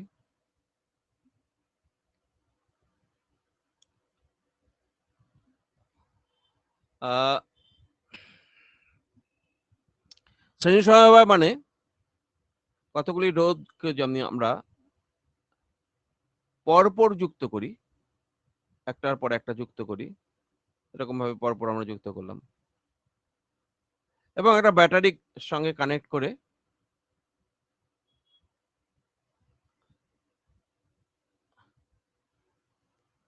তড়িৎ প্রবাহ পাঠালাম। ব্যাটারি থেকে কারেন্ট যাবে, ধরো আই কারেন্ট ব্যাটারি থেকে যাচ্ছে, এবং রোধগুলি R1, R2, R3 আরো থাকতে পারে রোধ। শ্রেণী সমবায়ের ক্ষেত্রে প্রত্যেকটা রোধের মধ্য দিয়ে সমানভাবে কারেন্ট যাবে, সমান কারেন্ট যাবে, এই কারেন্টটাই যাবে, আই কারেন্টই যাবে প্রত্যেকটা রোধের মধ্য দিয়ে। শ্রেণী সমবায়ে। আই কারেন্টে যাবে প্রত্যেকটা রোধের মধ্যে দিয়ে শ্রেণী সমবায়ে, কিন্তু প্রতিটা রোধের বিভব প্রভেদ আলাদা থাকবে। এখানে মনে করো ব্যাটারির বিভব প্রভেদ, কত ভোল্টেজের ব্যাটারি তুমি লাগালে সেটা মনে করো ভি, 12 ভোল্ট হতে পারে। এবার এই ভিটা 3টা রোধে 3 ভাগে ভাগ হয়ে যাবে, যতগুলো রোধ থাকবে তত ভাগে ভাগ হয়ে যাবে। সেটা কিভাবে ভাগ হবে? ভি ভ্যারিজ আই, আরে V varies, V equal to I R, V equal to I R, তার মানে ভি এর সঙ্গে আর কিন্তু সমানুপাতিক। আই কনস্ট্যান্ট, এখানে আই যদি ধ্রুবক হয় তাহলে ভি এর সঙ্গে আর সমানুপাতিক। ভি এর সঙ্গে আর সমানুপাতিক মানে কি? যেখানে রোধ বেশি সেখানে বিভব প্রভেদ বেশি হবে। এই যে R1 R2 R3 তিনটা রোধের মধ্যে যেখানে রোধ বেশি, প্রথমটা মনে করো 10 ওহম, পরেরটা মনে করো 5 ওহম, পরেরটা মনে করো 2 ওহম, তো প্রথমটার রোধ বেশি জন্য এখানে প্রথমটার দুই প্রান্তের বিভব প্রভেদ বেশি হবে। ঠিক আছে, আমি কথার কথা বলছি। ধরো এটা তুমি 12 ভোল্ট লাগালে, 12 ভোল্টের একটা ব্যাটারি, এবার 12 ভোল্ট 3 ভাগে ভাগ হবে। সব থেকে বেশি পড়বে যেখানে রোধ বেশি সেখানে। ধরো আমি বললাম এটার রোধ 6, এটা 6 ওহম, এটার রোধ মনে করো 4 ওহম, এটার রোধ মনে করো 2 ওহম। ঠিক যেভাবে যেভাবে রোধ আছে, যে অনুপাতে আছে, বিভব প্রভেদটাও সেই অনুপাতেই হবে। ফার্স্ট কনসেপশন এটা শেখো। তাহলে 12 ভোল্টের মধ্যে এখানে টোটাল রোধ কত আছে? 6 4 10 2 12। আচ্ছা, আমি এটাকে কাজ করি, 24 ভোল্টের ব্যাটারি নিয়ে নিই, তাহলে তোমাদের বুঝতে আর একটু সুবিধা হবে। এটা কিন্তু জাস্ট বোঝার জন্য, এগুলো কিন্তু ভেবো না জিনিস। 24 ভোল্টের ব্যাটারি, তাহলে এখন R1 এর প্রান্তীয় বিভব প্রভেদ কত হবে যদি বলা হয় ওই যে ভি ভ্যারিজ আর, ভি ভ্যারিজ আর, তার মানে এখানে রোধের যে অনুপাত আছে, রোধের অনুপাত কি আছে? 6:4:2। 6:4:2 মানে কত? 2 দিয়ে কাটলে 3:2:1। এই অনুপাতে এই বিভবটা বিভক্ত হবে। তার মানে কি? এই অনুপাতে বিভক্ত হওয়া মানে প্রথম রোধ কত? 6। তুমি এইভাবে বলতে পারো, প্রথম রোধ 6 আর টোটাল রোধ কত? 12। তো প্রথম রোধের মধ্যে বিভব পড়বে 24:6/12। দ্বিতীয় রোধ শেখো, এটা খুব ইম্পর্টেন্ট বিষয়। দ্বিতীয় রোধ কত? 4। দ্বিতীয় রোধ 4, তো 4/12 ইন্টু 24। ওই যে সমানুপাতে বিভক্ত হওয়া, নিচের ক্লাসে পাটিগণিতে করছো তো, এবিসির মধ্যে এত টাকা, এত এত এত অনুপাতে বিভক্ত করে দিলে কে কত টাকা পাবে? আমরা কি করতাম? প্রত্যেকটার অনুপাতের অংশ বাই মোট অনুপাত ইন্টু 24, মানে মোট টাকা, এভাবে করতাম। এখানেও তাই, 24 টাকা 6:4:2 অনুপাতে ভাগ করে দাও, কে কত পাবে? প্রথম জন পাবে 6/12, মোট হচ্ছে 12 ইন্টু 24, কত হলো? 6 2 12, 24/2, 12 ভোল্ট, 12 টাকা পাবে। কারণ প্রথমটার বিভব প্রভেদ 12, পরেরটার হবে হচ্ছে 3 8, তার পরেরটা না করলেও হবে। 24-এর মধ্যে 12 হলো, 8 হলো, 12 8 20, পরেরটা পাবে তাহলে 4 ভোল্ট। এই অনুপাতে বিভক্ত হয়, এই কনসেপশন মাথায় রাখো। এটা ট্রিকি একটা কনসেপ্ট। ট্রিকি, ট্রিকি বলতে ঝট করে অঙ্ক করার জন্য নিট জয়েন্টের ব্যাপার। এই কনসেপ্ট যদি থাকে খুব ক্লিয়ার হয়ে যাবে ব্যাপারটা, খুব তাড়াতাড়ি ঝট করে এক লাইনে অঙ্ক হয়ে যাবে, মানে কয়েক সেকেন্ডে অঙ্ক হবে। দেখো আমি কি বললাম, আমি তো মেইন থিওরি তো এখন যাইনি, কি বললাম? বলো তো, দুইটা রোধ 5 ওহম, আর মনে করো এটা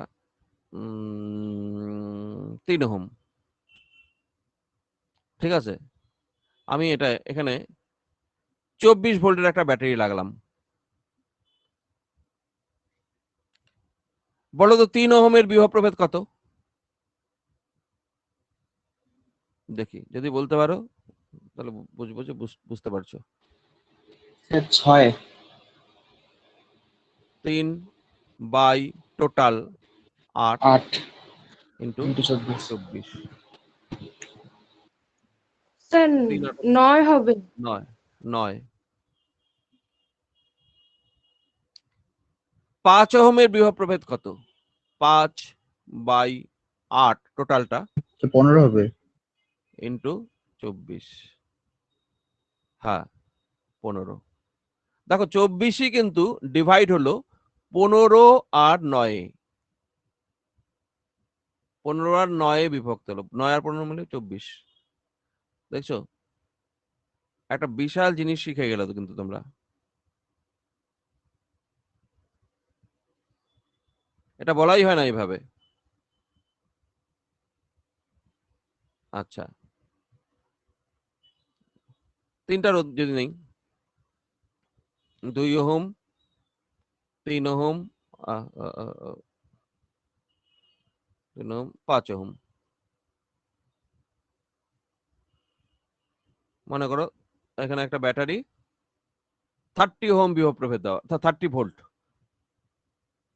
এবার বলা হলো এই যে 3 ওহম এর প্রান্তীয় বিভব প্রভেদ কত? 3 ওহম রোধের প্রান্তীয় বিভব প্রভেদ কত? স্যার 9। তো 9। আচ্ছা 3 বাই 5 3 8 9 10 ইন্টু 30। হ্যাঁ, 9 ওহম, 9 ভোল্ট। তাহলে এখানে 9 ভোল্ট আছে এটুকুর মধ্যে। 9 ভোল্ট যে কোনো, তাহলে সিরিজ কম্বিনেশনের ক্ষেত্রে টোটাল বিভব প্রভেদ দেওয়া থাকলে এবং রোধগুলো দেওয়া থাকলে প্রত্যেকটা রোধের বিভব প্রভেদ আমরা ঝট করে বের করে ফেলতে পারবো। ঝট করে বের করে ফেলতে পারবো।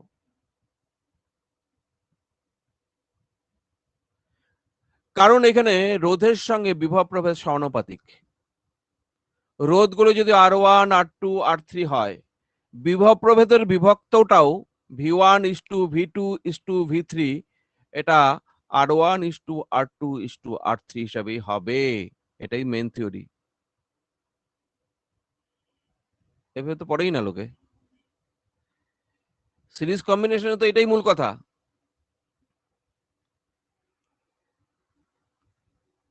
আচ্ছা, তাহলে সিরিজ কম্বিনেশন কি জিনিস বুঝতে পারলে যে বিভব প্রভেদটা বিভক্ত হবে এত এত করে, কিন্তু প্রবাহ মাত্রা তো সবারই একই হবে, একই প্রবাহ সবার মধ্যে দিয়ে যাবে। প্রবাহ কত যাবে সেটা সেটা আমরা পরে না হয় করবো। সিরিজ কম্বিনেশনের ক্ষেত্রে আমরা একটা জিনিস দেখলাম, প্রত্যেকটা রোধের বিভব প্রভেদ কত সেটা আমরা বার করা শিখে গেলাম। আচ্ছা, তাহলে সিরিজ কম্বিনেশন এর ব্যাপারটা বুঝলে আমি পরের দিন এগুলো তো ডিটেলস হবেই, শ্রেণী সমবায় সমান্তরাল সমবায়। এবার সমান্তরাল সমবায়টা কেমন হবে সেটা একটু বলে নেই, ঠিক এটার মতোই করি। সমান্তরাল সমবায়, সমান্তরাল সমবায় কিছু রোধ লাগানো হলো মনে করো নম্বর 2।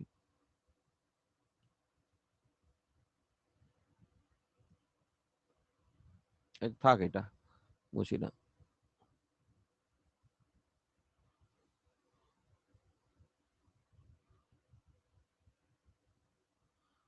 নম্বর 2,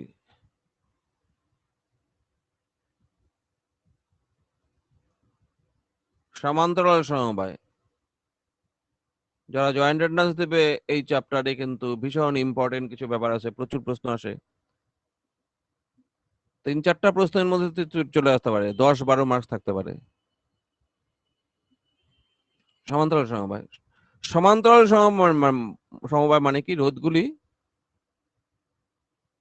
রোধগুলির দুই প্রান্ত একটা বিন্দুতে গিয়ে যুক্ত হবে, R1 R2 R3। এরা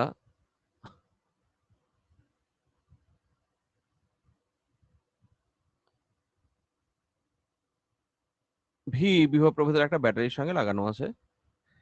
এইখানকার মূল কথা হচ্ছে সমান্তরাল সমবায়। দেখো, শ্রেণী সমবায়ের মূল কথা ছিল প্রত্যেকটার কারেন্ট সমান, প্রত্যেকটা রোধের মধ্যে সমান কারেন্ট যাবে, এটার মধ্যে দিয়ে আই কারেন্ট, ওটার মধ্যে দিয়ে আই কারেন্ট, ওটার মধ্যে দিয়ে আই কারেন্ট, সবগুলোর মধ্যে দিয়ে আই আই কারেন্ট। এই আর রোধের মধ্যে দিয়ে আই কারেন্ট, এই আর রোধের মধ্যে দিয়ে আই কারেন্ট, এই আর রোধের মধ্যে আই কারেন্ট, সব সমস্ত পথে আই কারেন্ট। কিন্তু বিভব প্রভেদ আলাদা আলাদা ছিল। এটার বিভব প্রভেদ ছিল V1, এটার বিভব প্রভেদ ছিল V2, এটার বিভব প্রভেদ V3 মনে করো। But V1 plus V2 plus V3 মিলে টোটাল ভি হয়। সমান্তরাল সমবায়ে প্রত্যেকটা রোধ একই জায়গায় যুক্ত আছে দুই পাশে, তাহলে প্রত্যেকটা রোধের ভি সেম। শ্রেণী সমবায়ের ক্ষেত্রে আই সেম ছিল, আই, এখানে আই সেম, ভি ডিফারেন্ট। আর এখানে ভি সেম, প্রত্যেকটা রোধের বিভব প্রভেদ একই।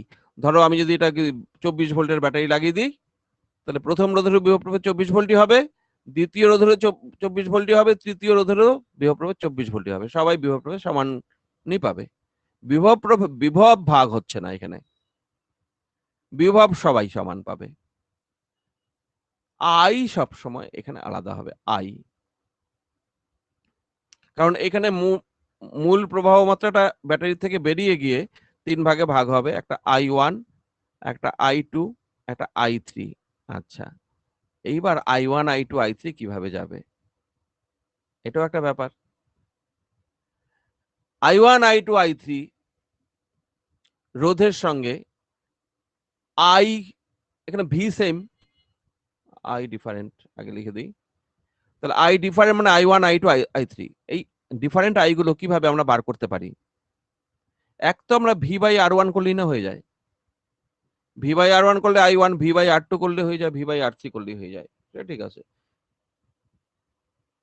প্রত্যেকটা রোধের প্রবাহ মাত্রা আমরা পেয়ে যাব। আচ্ছা, এবার মনে করো তোমার ভি জানা নাই, ভিটা জানা নেই,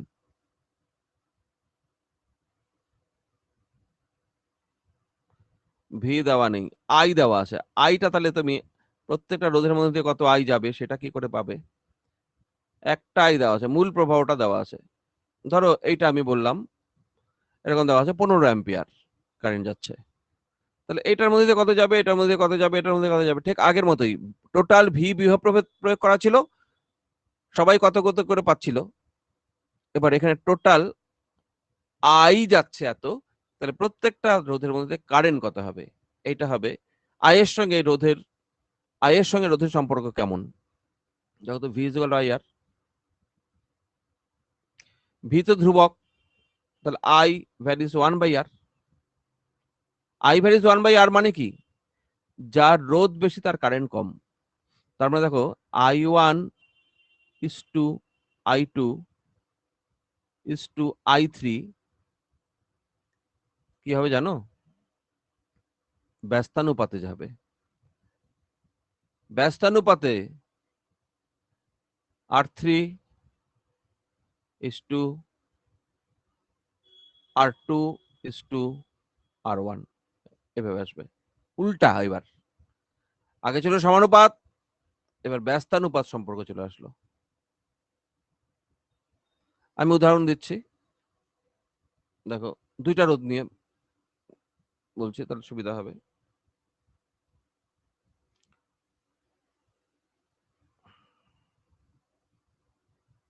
তার মানে যার রোধ বেশি তার প্রবাহ মাত্রা কম। ধরো এটা 2 ওহম, এটা মনে করো 5 ওহম। এবার কারেন্ট আসছে মনে করো, আমি আই বললাম কারেন্ট, আই, তাহলে 2 ওহমের মধ্যে দিয়ে কত কারেন্ট যাবে, 5 ওহমের মধ্যে দিয়ে কত কারেন্ট যাবে, এটা আমাদের দরকার। মানে I1 কত দরকার, I2 কত দরকার। আচ্ছা, যখন ভি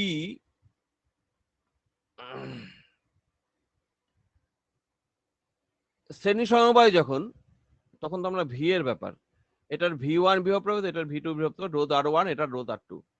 অ্যাকচুয়ালি এখানে V1 বাই V2 কি R1 বাই R2, এটা দিয়ে করছি আমরা।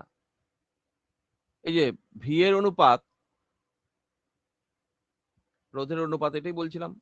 তার মানে তো V1 by V2 R1 by R2, এভাবে বলতে পারো তো। তার মানে যার রোধ বেশি তার বিভব প্রভেদ বেশি, যার রোধ কম তার বিভব প্রভেদ কম। এটা যদি রোধ বেশি হয় তাহলে বিভব প্রভেদ বেশি। ব্যাপারটা এটা মূল থিওরি এটা।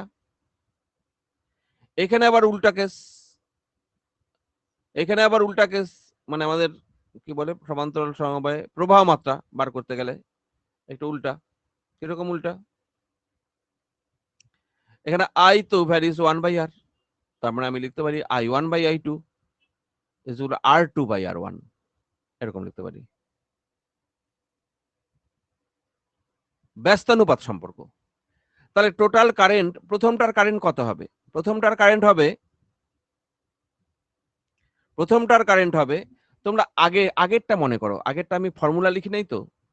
আগেটা ধরো V1 আর V2 ছিল, যে R1 R2 ছিল, যে তোমরা কি করলা, V1টা কিভাবে বার করলা? V1 এর যে রোধ R1 উপরে লিখছো আর নিচে টোটাল রোধ লিখছিলা, মনে করে দেখো, হিসাবটা এইভাবে করছিলাম মুখে মুখে, into V R1 by R1 plus R2 into V, এটা কিন্তু করছিলা। এটার মেন সূত্র কিন্তু তাহলে এটাই। এটা কি করছো? এটা করছো হচ্ছে V1 is equal to R1 by R1 plus R2 plus R3 মোট রোধ। এই যে মোট রোধ করছো তোমরা নিজেরাই নিচে, আর উপরে যার বিভব মাপা হবে, এটার বিভব মাপা হলে তাহলে এইটার রোধ ইন্টু V। তোমরা এই যে এটা করছো V2 R2 by R1 plus R2, ওই যে অংশীদারি ইন্টু V। V3 কত হবে? R3 by R1 plus R2 plus R3 into V। দুইটা থাকলে দুইটা, এটা মেন সূত্র। এটা দিয়ে করলা একটু আগে, মুখে মুখে করলা ঠিকই, কিন্তু এই সূত্র মেন সূত্র তাহলে এইটা। এইটার ক্ষেত্রে কি হবে? সমান্তরাল সমবায়ের ক্ষেত্রে মেইন সূত্র হবে নিচে R1 প্লাস R2 হবে, উপরে হবে R2 শুধু। I2 হবে R1 by R1 plus R2 into I। ব্যস্তানুপাতে বিভক্ত হচ্ছে, তুমি I1 বাই I2 দেখো, R2 বাই R1। এবার দেখো I কারেন্ট কিভাবে ভাগ হচ্ছে। I কারেন্ট, প্রথমটার মধ্যে দিয়ে কারেন্ট তাহলে কত যাবে? এই রোধ, ওই ব্যস্তানুপাত সম্পর্ক জন্য উপরে আসবে এই রোধ 5 বাই, আচ্ছা এখানে কিন্তু একটু ভুল, না ঠিক আছে, 5 by 7, 2 plus 5 into I, 5 by 7 into I, তবে এটার কারেন্ট হয়ে গেল 5/7I। ঠিক, তাহলে এটার কারেন্ট কত? এটার কারেন্ট হচ্ছে 2/7I। এই জিনিসটা শেখো। আমি আবার দুইটাকে সামারাইজ করে একটু বলি।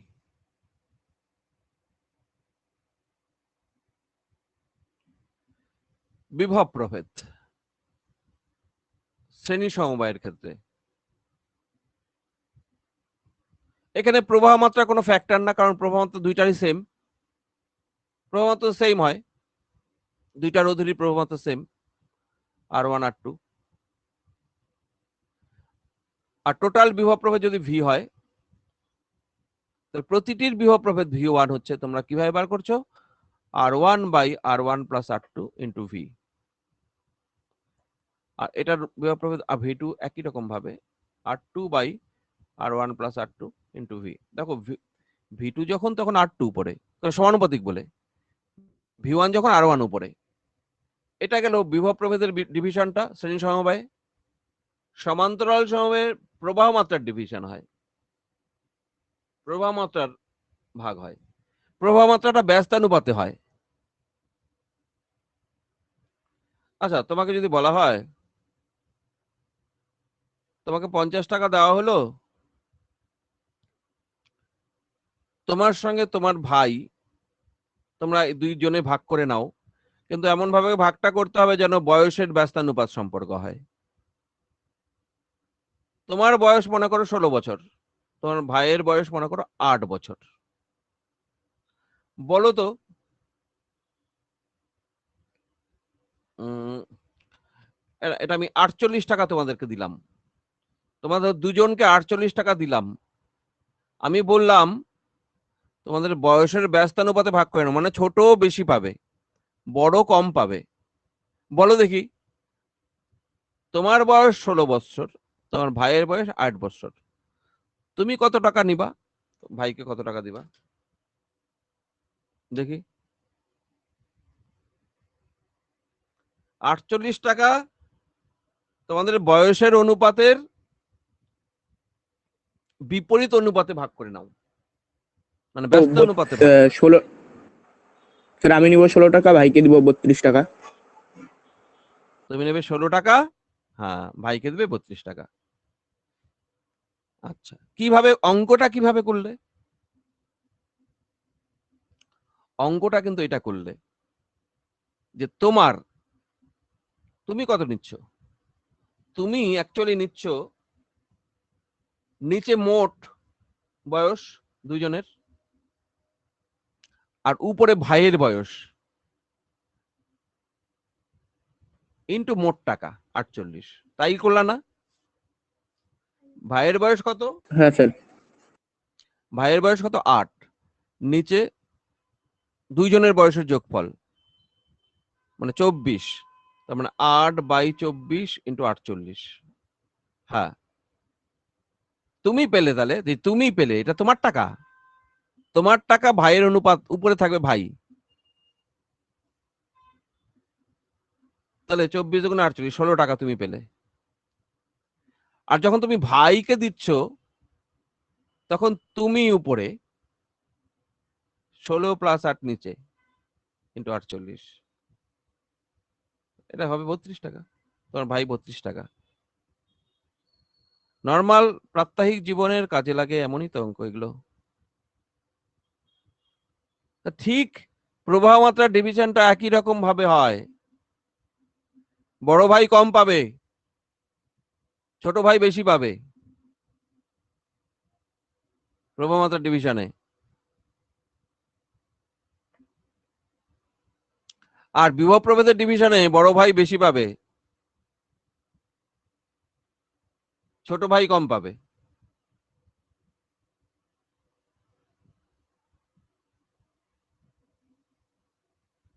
তাহলে এখানে এটা রোধ যদি R1 হয়, এটা যদি রোধ R2 হয়, মোট কারেন্ট যদি I হয়,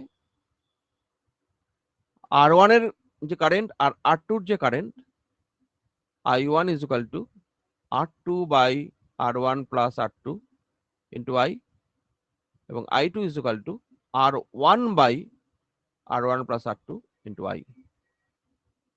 তুমি এইখানে এটার ক্ষেত্রে V1/V2 করো, দেখো সমানুপাতিক আছে। আর এটার ক্ষেত্রে I1/I2 করো, দেখো ব্যস্তানুপাতিক আছে রোধের সঙ্গে, R2/R1 আছে। তুমি জাস্ট এটা মনে রেখেও করতে পারো, জাস্ট এটা মনে রেখেও করতে পারো। তুমি যদি মনে করো আমি এই সূত্র মনে রাখবো না, না রাখলেও হবে, তুমি যদি অ্যাপ্লাই করতে পারো, এটা দিয়েও করতে পারো। তাহলে বিভব প্রভেদ ভাগ হবে, বড়জন বড় বেশি বেশি পাবে, ছোটজন কম পাবে। বড় রোধ বেশি বিভব প্রভেদ পাবে, ছোট রোধ কম বিভব প্রভেদ পাবে। আর সমান্তরাল সময়ে প্রবাহ মাত্রা ভাগ হবে, ছোট রোধ বেশি প্রবাহ পাবে, বড় রোধ কম প্রবাহ পাবে, কারণ প্রবাহ মাত্রার সঙ্গে আবার রোধ ব্যস্তানুপাত সম্পর্ক, আর বিভব প্রভেদের সঙ্গে রোধ সমানুপাত সম্পর্ক। শ্রেণী সমবায় আর সমান্তরাল সমবায়ের মূল কথা কিন্তু এইখানে। হ্যাঁ, শ্রেণী সমবায়ের মধ্যে কারেন্ট তো সমানই হয়, কারেন্ট সমান দুইটারই, সেই জন্য I আর এটার ভি সমান, দুইটারই ভি সমান। R1 রোধেরও যে ভি, R2 রোধেরও ভি একই। বুঝতে পারলা? স্যার। শ্রেণী সমবায় আর সমান্তরাল সমবায়ের মধ্যে কথা কিন্তু এইটা, কিন্তু মাথায় রাখতে হবে। পরশুদিন ভুলে গেলে হবে না, বা এক সপ্তাহের মধ্যে ভুলে গেলে তো আর হবে না, মাথায় তো রাখতে হবে। ওটাই হলো কথা, আর প্র্যাকটিস না হলে মাথায় থাকবে না।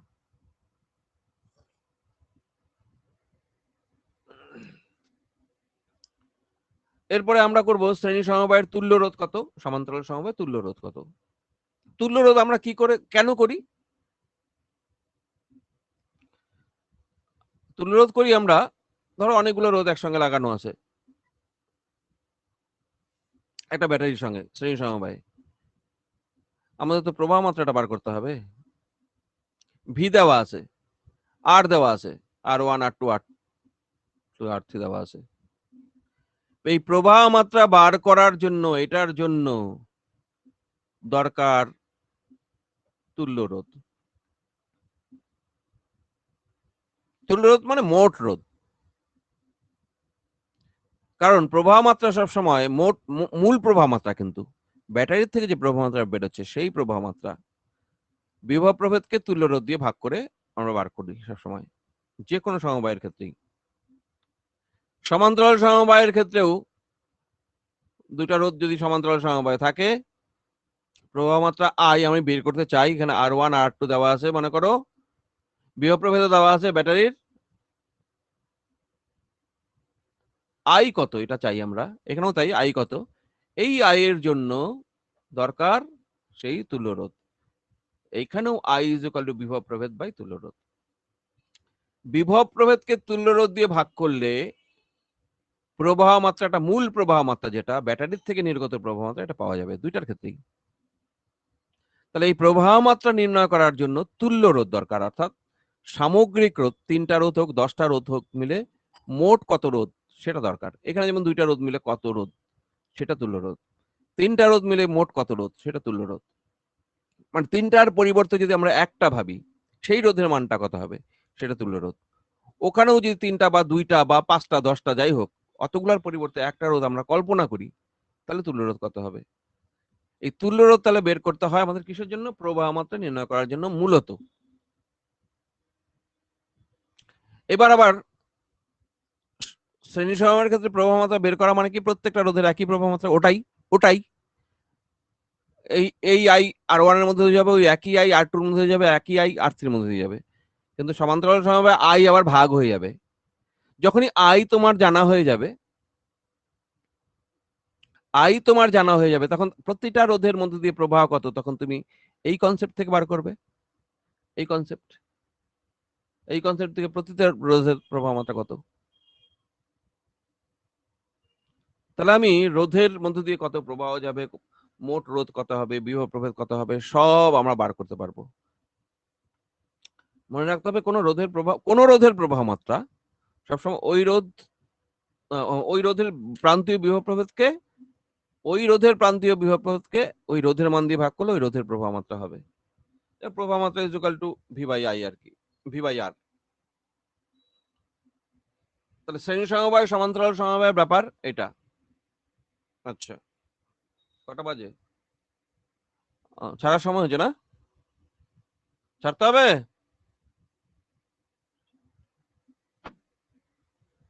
স্যার 2 ঘন্টা তো হয়েই গেল। আর ইচ্ছা নাই তাই তো?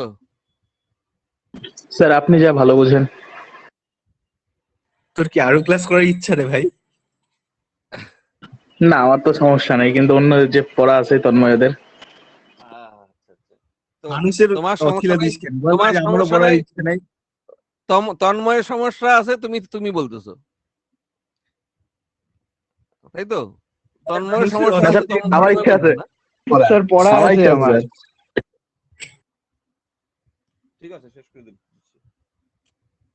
যাও আচ্ছা ধার করতে এগুলা, নোটটা, হ্যাঁ ধার করতে নোটটা। হার্ড কপি ওই ধারে ও আচ্ছা, আজকে পাঠিয়ে দেবো। হ্যাঁ স্যার।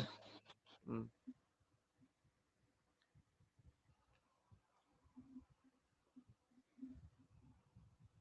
ঠিক আছে, তাহলে দেখো এগুলো পড়াগুলো ঠিকঠাক বুঝতে হবে, না বুঝতে তো হবে না, বোঝাটাই আসল। ও স্যার, হুম।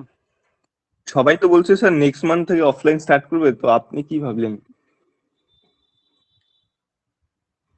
সবাই যদি স্টার্ট করে আমার কোনো অসুবিধা নেই। হ্যাঁ স্যার, অফলাইনে স্টার্ট করলেন বললেন মাসের থেকে স্যার। আর এই ডেটটাই থাকবে কিন্তু এই সপ্তাহে 3 দিন মানে করানো স্যার হবে না। আমাদের তো সোমশুক্র ছিল। হ্যাঁ, না না, এই যে এখন যে ডেটে হচ্ছে সেই ডেটই হবে। ছিল ও ভুলে যাও, আচ্ছা। এটাই সবারই হচ্ছে।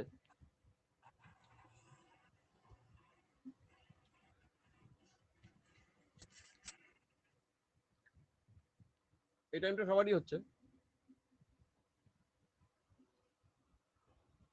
অবশ্য ওই 11টার টাইমটাই তো সমস্যা হয়ে যাবে যদি স্কুল খুলে যায়। ঠিক আছে, অফলাইন মঙ্গলবার 11টায় এখন স্যার স্কুলের ক্লাস থাকে তো আমার। ক্লাস থাকে। হ্যাঁ স্যার।